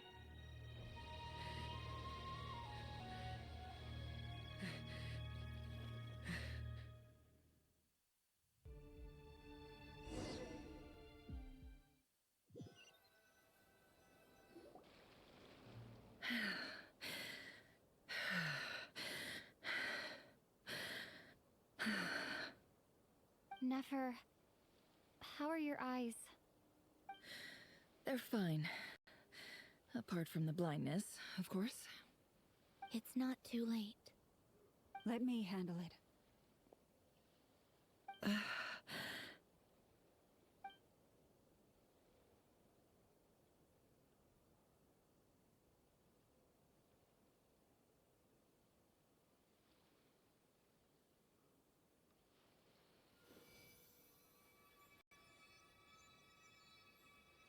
Miss Nefer, it's not like you to lose your composure. That was the most reckless thing I've ever seen you do. Reckless how? The situation was critical. Our lives were at stake. We had to do something. Even so. Okay. I guess you're right.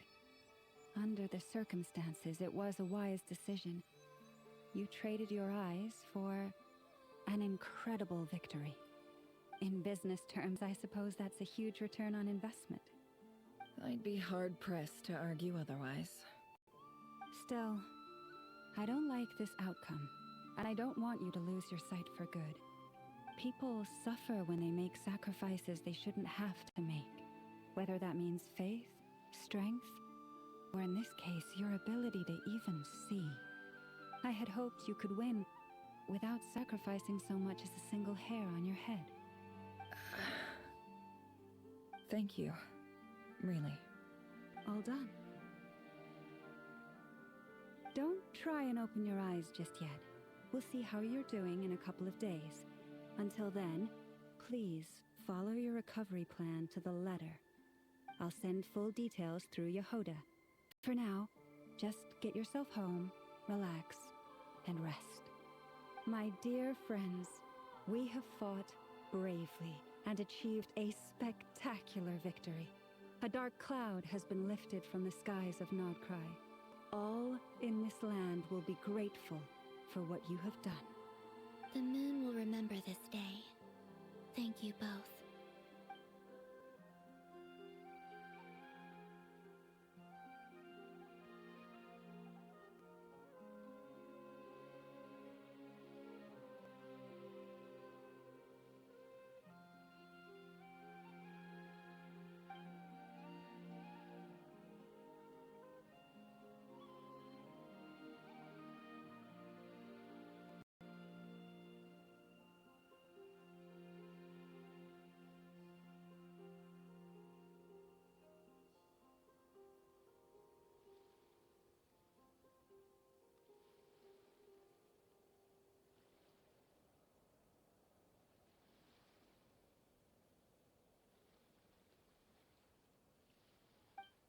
There's something I want to let you know.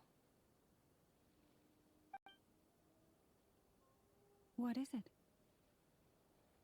When Durin connected everyone's minds so I could access their powers, I also felt everything they felt. And since Nefer's eyes were injured, my eyes are hurting now too.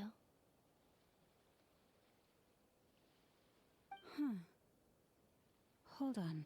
Let me try. I only feel the pain. There's no actual damage. I just thought I should tell you. You're right. There's no damage. That's a relief. But I must say, I'm surprised to hear the Kuthar share something like this with me. In the past, you never used to open up about yourself. Things are a little different now from how they were. I'm learning to share how I truly feel with my friends. Friends? You have no idea how glad I am to hear that.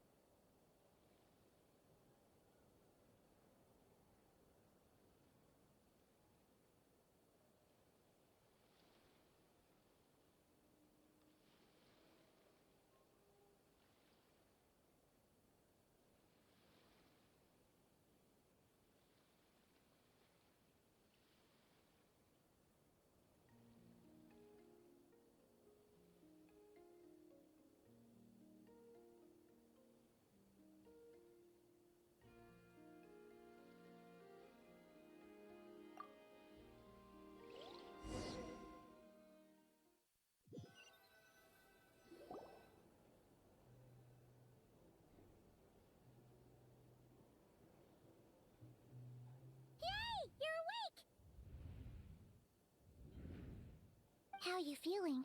Any aches and pains? Did you sleep well? I'm doing all right, Paimon. No need to worry about me. Phew. Well, that's good. Paimon's been sitting on the edge of the bed worrying about you for ages. You slept a whole day and night. Poor Paimon had to eat all by her lonesome. Glad to hear you didn't starve. How was the food? Well, it wasn't the same without you there to share it. Honestly, Paimon just can't relax when you're not your usual self. She couldn't enjoy the food and settle down to sleep. Well, I'm back to normal now. Oh yeah, and Albedo swung by earlier. He said to tell you to head to the tavern when you woke up. Varker and the others are organizing a victory feast and they want to celebrate with you. He also dropped off some medical supplies, but you seem fit as a fiddle, so guess you won't be needing those. If you're feeling up to it, let's head over now. Wouldn't want to keep them waiting.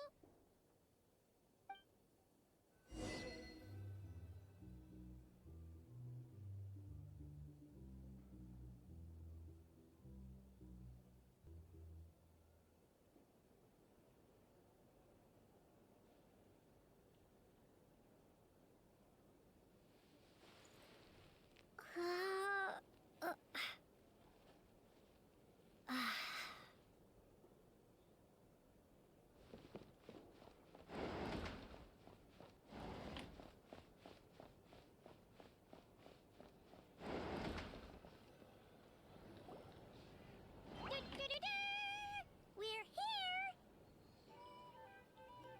Traveler and Paimon! Perfect timing!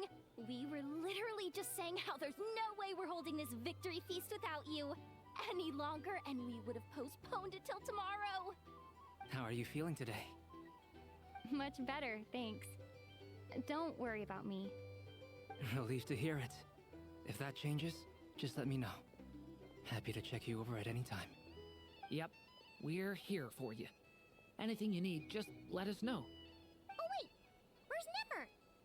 How are her eyes doing? Nefer's right over there. I'm sure she'd love to catch up with you.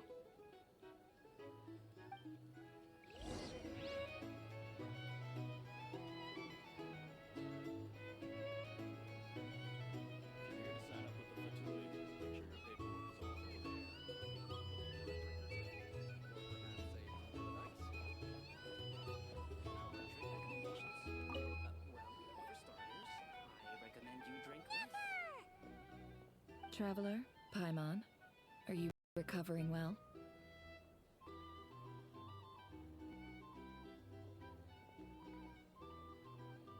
Turns out that moon chanter has some real talent after all. My eyes were mostly recovered after just a couple days' rest. I can actually open them again now. Yeah, but you gotta be careful. Lauma says not to strain your eyes while they're still healing. Yes, thank you. I'm well aware. Yehoda, could I borrow you for a moment? I could do with an extra pair of hands. Oh, sure. Coming. Did you hear that? I gotta go help Lauma for a second. You guys chat among yourselves. I'll grab us some drinks on the way back. Paimon, you still like 'em sweet? You bet! Make it extra sweet, because Paimon's earned it! Sure thing!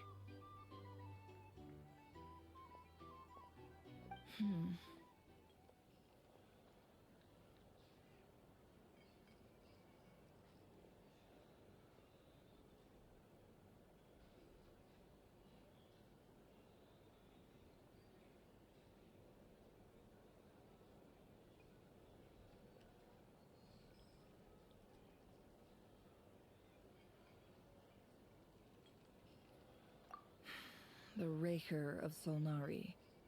Kind of a snake, don't you think? No, definitely a snake. A poisonous one who spewed his venomous hatred everywhere. Anyone who seeks revenge out of hatred for other people has become a snake. That's something my dad used to say.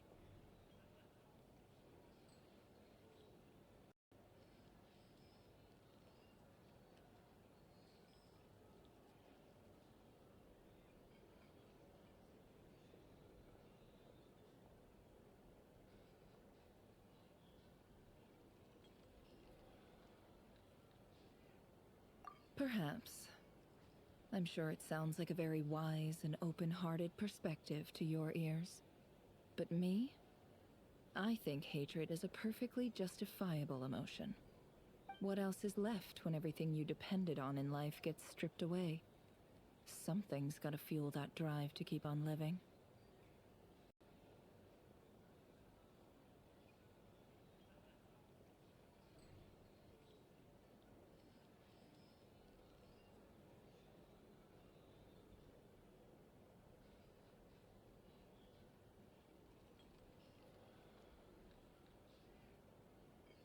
If you're worried about me, you can nip that in the bud.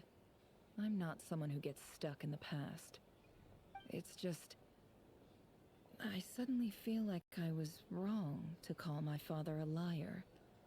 He was just a fool. That's why the Academia turned their back on him, and why the other tribes ganged up on him. Oh, Father. How much better things could have been if you were a skilled liar. Look at the Ibis King. Thoth is a fiendishly cunning liar. And yet, strangely, he feels more like a father to me than my real dad ever was. He's never brought it up, but I'd bet he feels the same way. Why else would he give me the power to perceive the truth, while at the same time training me in the art of deception?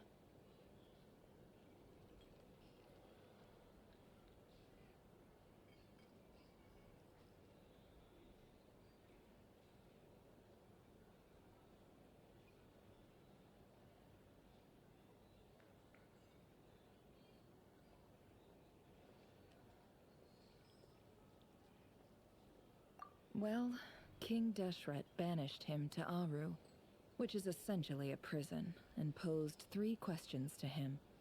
He promised that he'd have his freedom if he could find the answers. His response was to take on a physical form and approach me, hoping that I could become his envoy and search for one of the answers on his behalf. Did he really think I'd fall for that? He's stuck there. He can't make me return what he gave to me.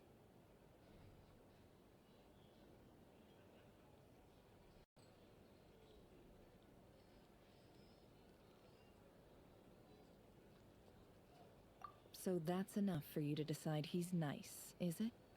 He's a prisoner, and he was scared. So he decided to perform some good deeds to win people's approval. He lives in fear because he's a deceiver. How is Rerir any different? You can't work as a spy your whole life and expect a happy ending. It's preposterous. Yet I can't say I don't understand it. Liars live in the darkness of their own making, but it's still human nature to want to go on living. They say that a liar's soul is the most worthless thing in the world. What do you think?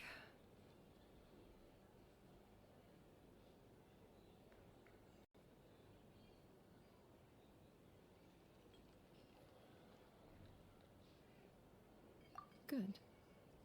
If you understand that, it means you're smart, and you see things objectively. If you ask me, the soul of a liar really is worth nothing, because all they care about is themselves. For example, when something good falls into my lap, I don't go sharing the news around. Stops other people trying to steal it from me.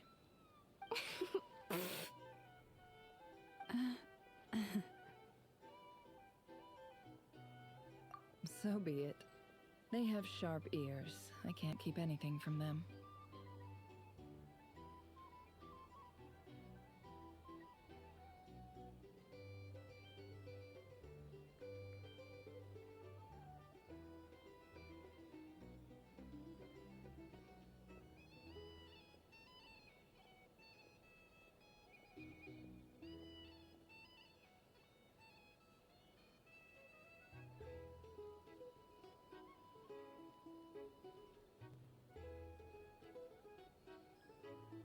Oh, is that what it looks like?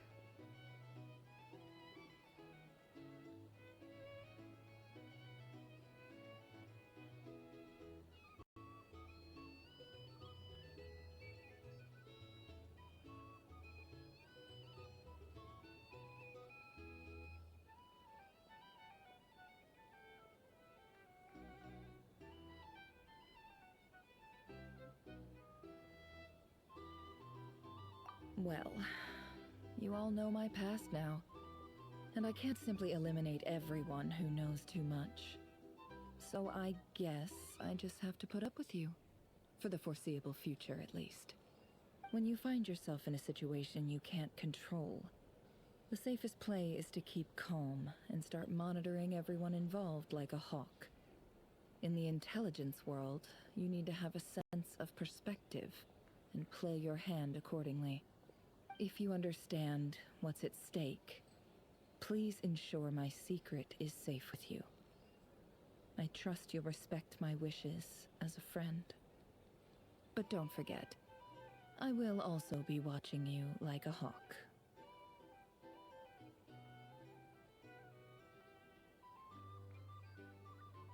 Very good. Oh wait! Now that the panic's over and we've all calmed down, Paimon suddenly remembered something.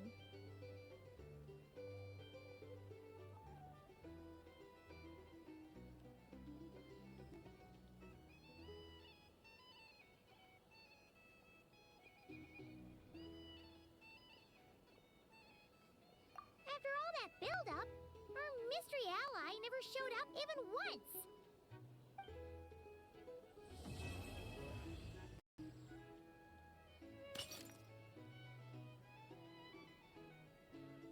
Huh?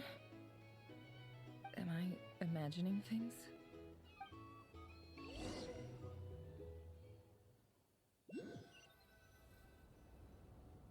So, that close colleague who stayed behind with you? What's he been up to recently? Don't know, don't care. I get more normal human interaction from hanging out with Bosco too than him. Although, now you mention it, he hasn't bothered me in a while. I wonder if... If he's disappeared without a trace, it's the biggest gift he ever gave to the world. But I somehow doubt that's what's going on. He won't lie low forever. So we'd better stay on guard.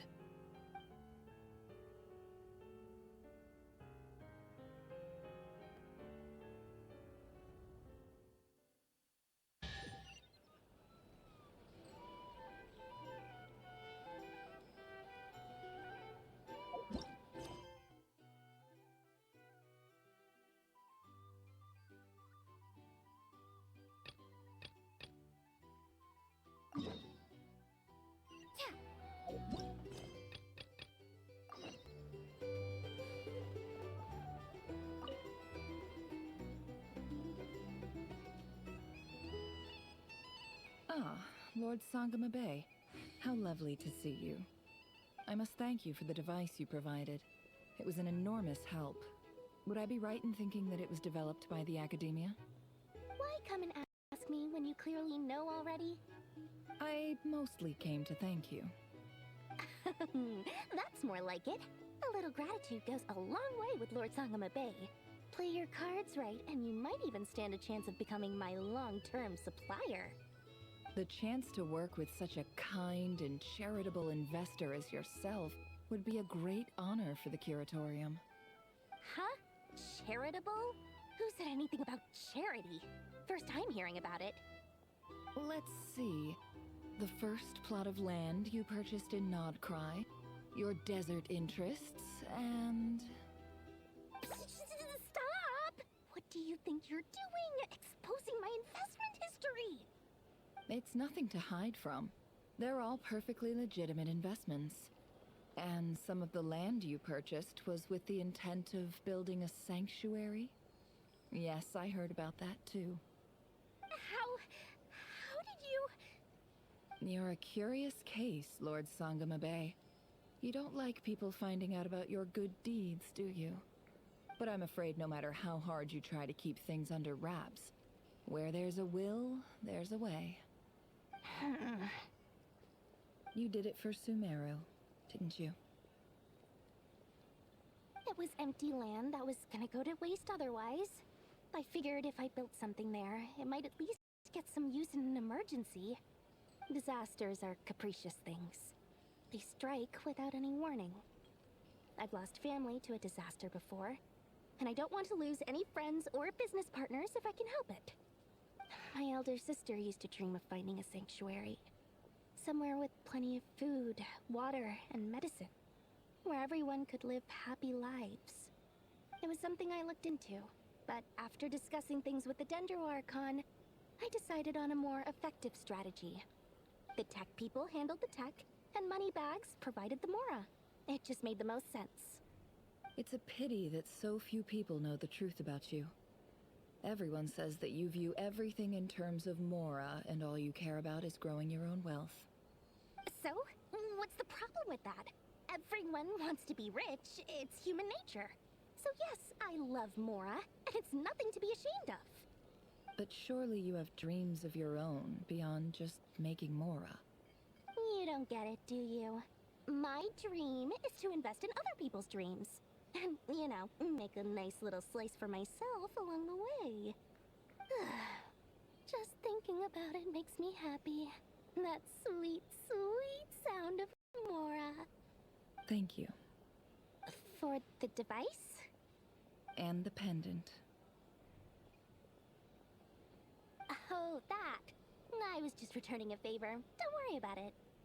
Seems like we've both been away from home for a very long time. Yeah. So long that I barely remember what my family even looked like. That would be your mother, father, and sister? Yeah, though it's been years since my sister passed away. It's not like I want to forget them, obviously, but memory can be even more ruthless than the most calculating business person. Beyond a certain point, if something isn't helping you, it just gets rid of it. My sister can't help me now. Slowly but surely, her face is fading from my mind's eye. It's become a vague impression. Not everything will fade. When loved ones pass away, the beautiful memories are the ones that last the longest. Yeah, that's true. If you ask me, that's the one silver lining in all of it. Well, that, plus, I'm sure that life is much better now than it was back then. Oh, absolutely. I have tons of Mora, a big beautiful house, business is booming, and I'm as happy as can be. You've got a lot going for you too. Boss of the Curatorium of Secrets? I'm sure there's plenty of Mora to be made in that line of work. I appreciate the vote of confidence.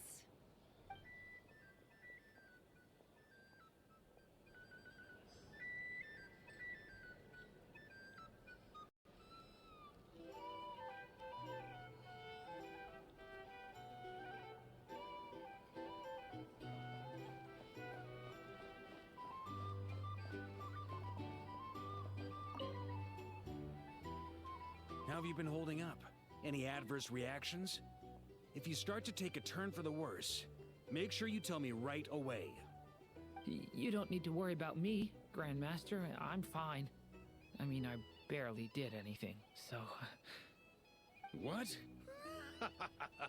You're too humble, young man. You played an indispensable role in the battle for Notcry. We can't thank you enough for your support. Sometimes, when people praise you, it's because you deserve it. The best thing is to accept it calmly and with grace. It's important to learn how to respond to words of admiration. Let's do a quick demonstration. Albedo, that was an incredible feat of alchemy. The pressure was on, but you worked flawlessly at lightning speed to get the job done. Thank you. I can't take all the credit, though. Durin played a big part in forming the alchemical array. See? Did you catch that? A masterclass in how to take a compliment. Okay, yeah. I did work pretty hard to help prepare for the battle. No point denying that. Hey, you guys!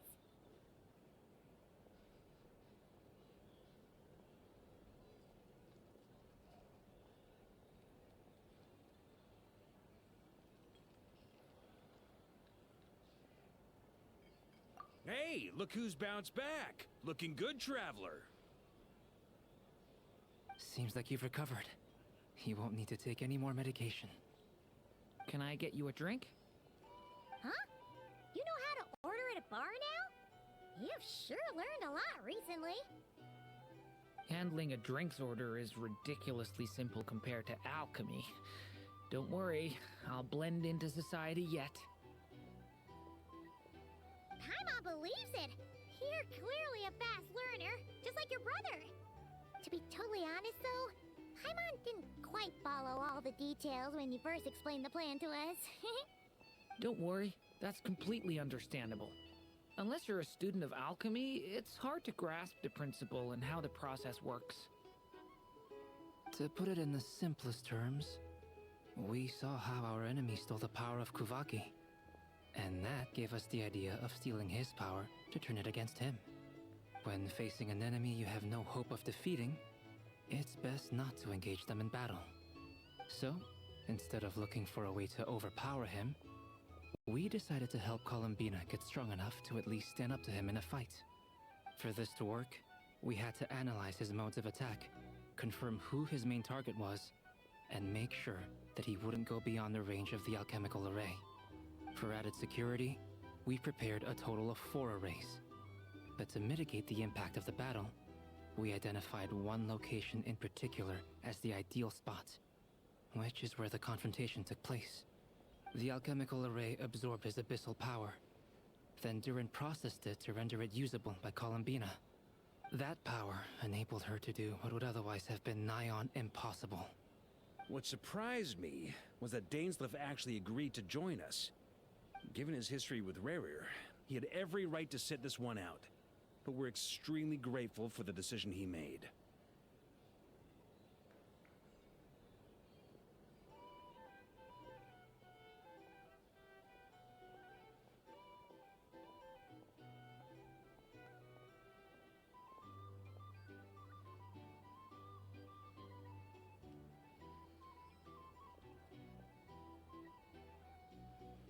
It must have been a painful choice to make.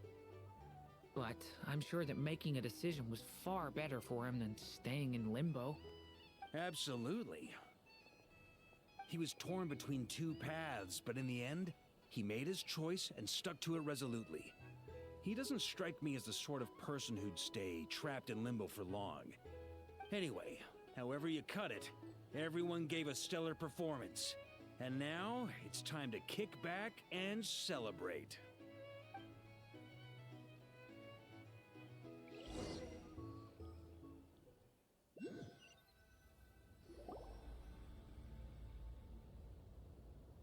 That's the only reason you're here. Yes. I've thought a lot about it. And I've realized that you, me, and Arlecchino should be friends. I think this is very important. So I felt I had to come and tell you. Well, this is a new one. I'm so moved. I can't even hold my teacup. If that's all, you can leave now. Do you not want to be friends with me? Or is it that you prefer being co-workers? What is this, Columbina? Are you deliberately testing my patience threshold? Right now, my politeness module is active. But if you say another word, I swear I'll shut it down. If your politeness module was active, wouldn't you say the word please at some point? Paulownia, please see Lady Columbina to the door. Will you still invite me to your next tea party? What? Yes, I think you will. Bye-bye, dear Sandrone.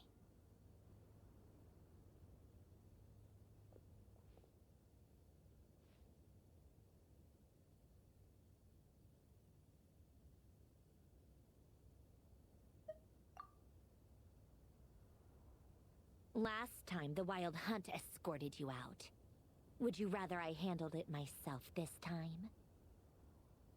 We just wanted to, see how you were doing now that it's all over. Why? Out of concern for my safety? I hope you didn't seriously think that the Rayhir of Silnari would be able to lay so much as a finger upon me, given how prepared I was. Mostly because you kind of helped us out, so we just wanted to check you were okay. Looks like all your robots are fixed, huh?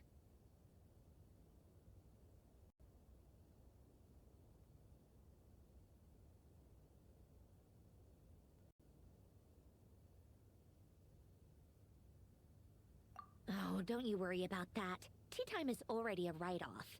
The visitor before you managed to kill my appetite. If you're in the mood for tea, go ahead and help yourself. Otherwise, it's going to waste. My coasters are still missing in action, though. Use this notebook instead. Whoa! Pretty hefty notebook. Look at all those calculations. You can ignore those. They're just dumb scribblings. I doodle and write in my free time. Sometimes I remember the distant, dreamlike past. Sometimes I imagine the far-flung future. And other times, I grit my teeth and note down all the crazy nonsense going on in the present. Some people do the crosswords in the newspaper. This is my equivalent of that. Trying to predict the future is like daydreaming. And writing about the present just makes me furious. The past is my favorite. If nothing else, it's already set in stone, so I don't have to rack my brains trying to figure it all out. Huh. Although, having said that, the only vaguely interesting memory in my past is probably that guy they call Lord Artificer.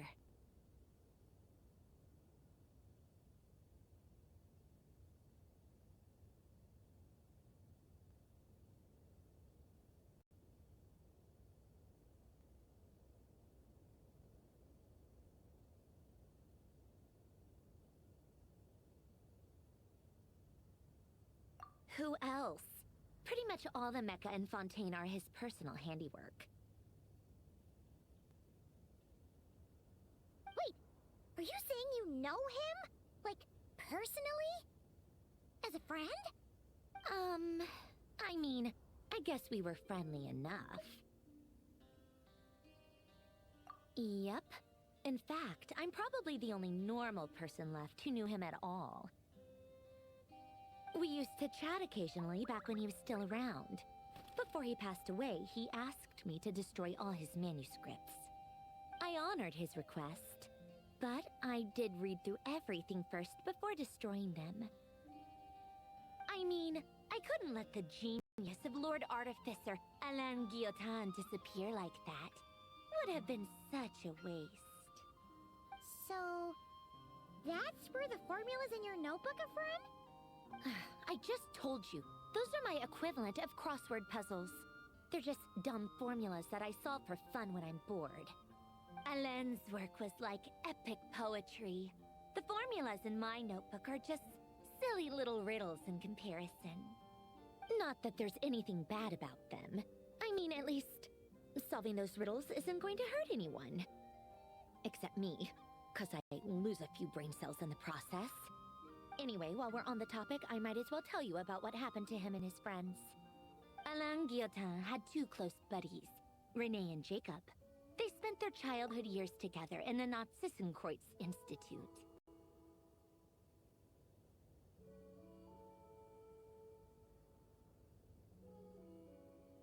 They were all quite competitive, so there was some rivalry between them, but it was a friendly rivalry. But beneath the friendship and the rivalry ran something deeper, a sense of nostalgia for the past.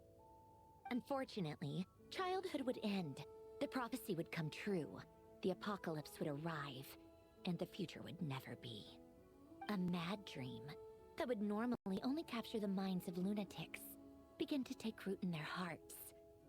A dream of saving the world. And if Renee and Alain had been people of lesser wits, that dream would probably have ended up as something for them to joke about in their older years.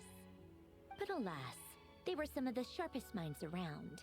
They nurtured that dream with the full power of their intellect, and it grew into something that ate away at their souls.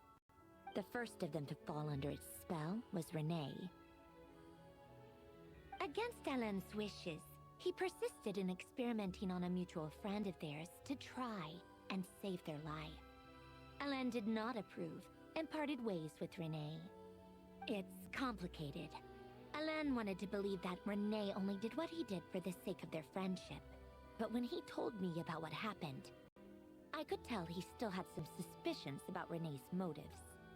Perhaps the seed that would grow into a nightmare had already sprouted in Renee's mind. Even then, the next time they met, Renee's soul had been completely engulfed by the dream of salvation.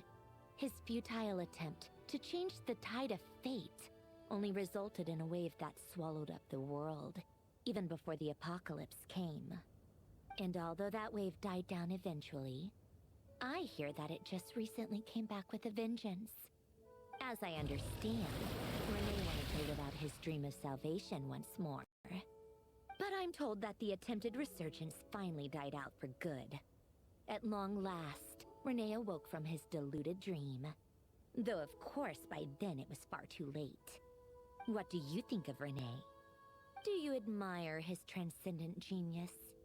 His view that any price was worth paying to achieve the lofty goal of saving the world? Or do you despise him?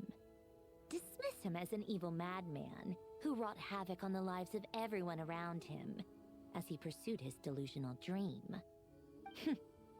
Same difference, really. Just a matter of perspective. What a cop-out. But I suspect you'd have a more incisive and insightful answer if we dug into it further.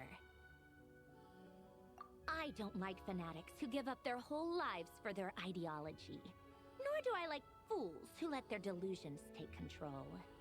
Maybe I could understand if Renee had just been an ordinary person. But he had a sage-like intellect. And still managed to get himself lost in the labyrinth of his own desires. Anyway, that's enough about Renee. Now, moving on to Alain Guillotin, the Lord Artificer. He managed to put a stop to the first storm whipped up by Renee. But after that, Alain lost his friends and family. To his credit, I suppose, the loss of his family and friends was purely a tragic accident. It's not like Alain sacrificed them for his cause or anything. After that, the only thing supporting his work was the same dream that had dragged his closest friend down to the abyss. But although the desire to save Fontaine drove him to found the Fontaine Research Institute, Alain continued to reject any form of transcendental knowledge or power. He was suspicious and fearful of it, having seen the way it had affected his closest friend. I think that formulas and machines derived solely from human intellect were the only thing that gave him a sense of spiritual comfort. Yet Alain's intellect was simply too great. It barely left him space to breathe in his lifetime. Once he realized that the end of his life was approaching, he finally accepted the truth. The Nazissenkreuz Institute needed someone, and a human being, to see its story through to the end. He quit working on his formulas, trading them in for the fairy tales that had played such a formative role in his childhood, but which he'd barely touched in his adult life. He told me that the director of the Nazissenkreuz Institute used to read those fairy tales to the children as bedtime stories. Apparently, they worked wonders at sending kids off to sleep. I think that all he wanted at that time in his life was to be able to sleep deeply without being plagued by depression. By that point, nothing else really mattered. At the very end, he laid down to rest in the ruins of the former Nazissenkreuz Institute orphanage, while the Fontaine Research Institute he had founded continued tirelessly with its work. Many years after that, tensions over competing dreams would once again cause a rift, this time between members of the Fontaine Research Institute. But the actions of those fools had nothing at all to do with Alain. And that is the story of two people from the Nazissenkreuz Institute who both wanted to save the world. One went all in on his fantasy of salvation without ever looking back, and ended up calmly sinking to the bottom of the deepest sea. The other sought desperately to burn bright in his life, even though he wasn't sure where he was going. I do sometimes wonder, why is it that people like them have such grand hopes of saving the world? Even the grandest tree starts as a tiny seed. So perhaps, for each of them, their mission to save the world began with a very simple desire: to save themselves. They were young children with friends and family who mattered to them, desires to explore the meaning of life, ambitions to have a successful career. They didn't want to see all of that taken away in one fell swoop. Or maybe they just wanted to find something to anchor themselves within the chaos, to stop them getting quietly swept away by the storms of life. But instead, the search for their own salvation took them down the rocky road laid out by fate. Do you think the desire to save oneself is enough of a justification to try and save the world? The way you said that sounded just like Alain. I asked him the same question back when he was in his prime, putting all of his energy into his work. He gave the exact same answer as you did. No elaboration, just a quick short answer before getting right back to his work. He was always that way. All right, tea time's over. I owe Arlecchino a favor for telling me these stories. I'll have to bring a whole sack of gifts the next time I visit the House of the Hearth. I'm gonna go tinker with Polonia now. You guys can do whatever you want, as long as it doesn't involve interrupting me. Polonia, exit hibernation mode. Begin diagnostics.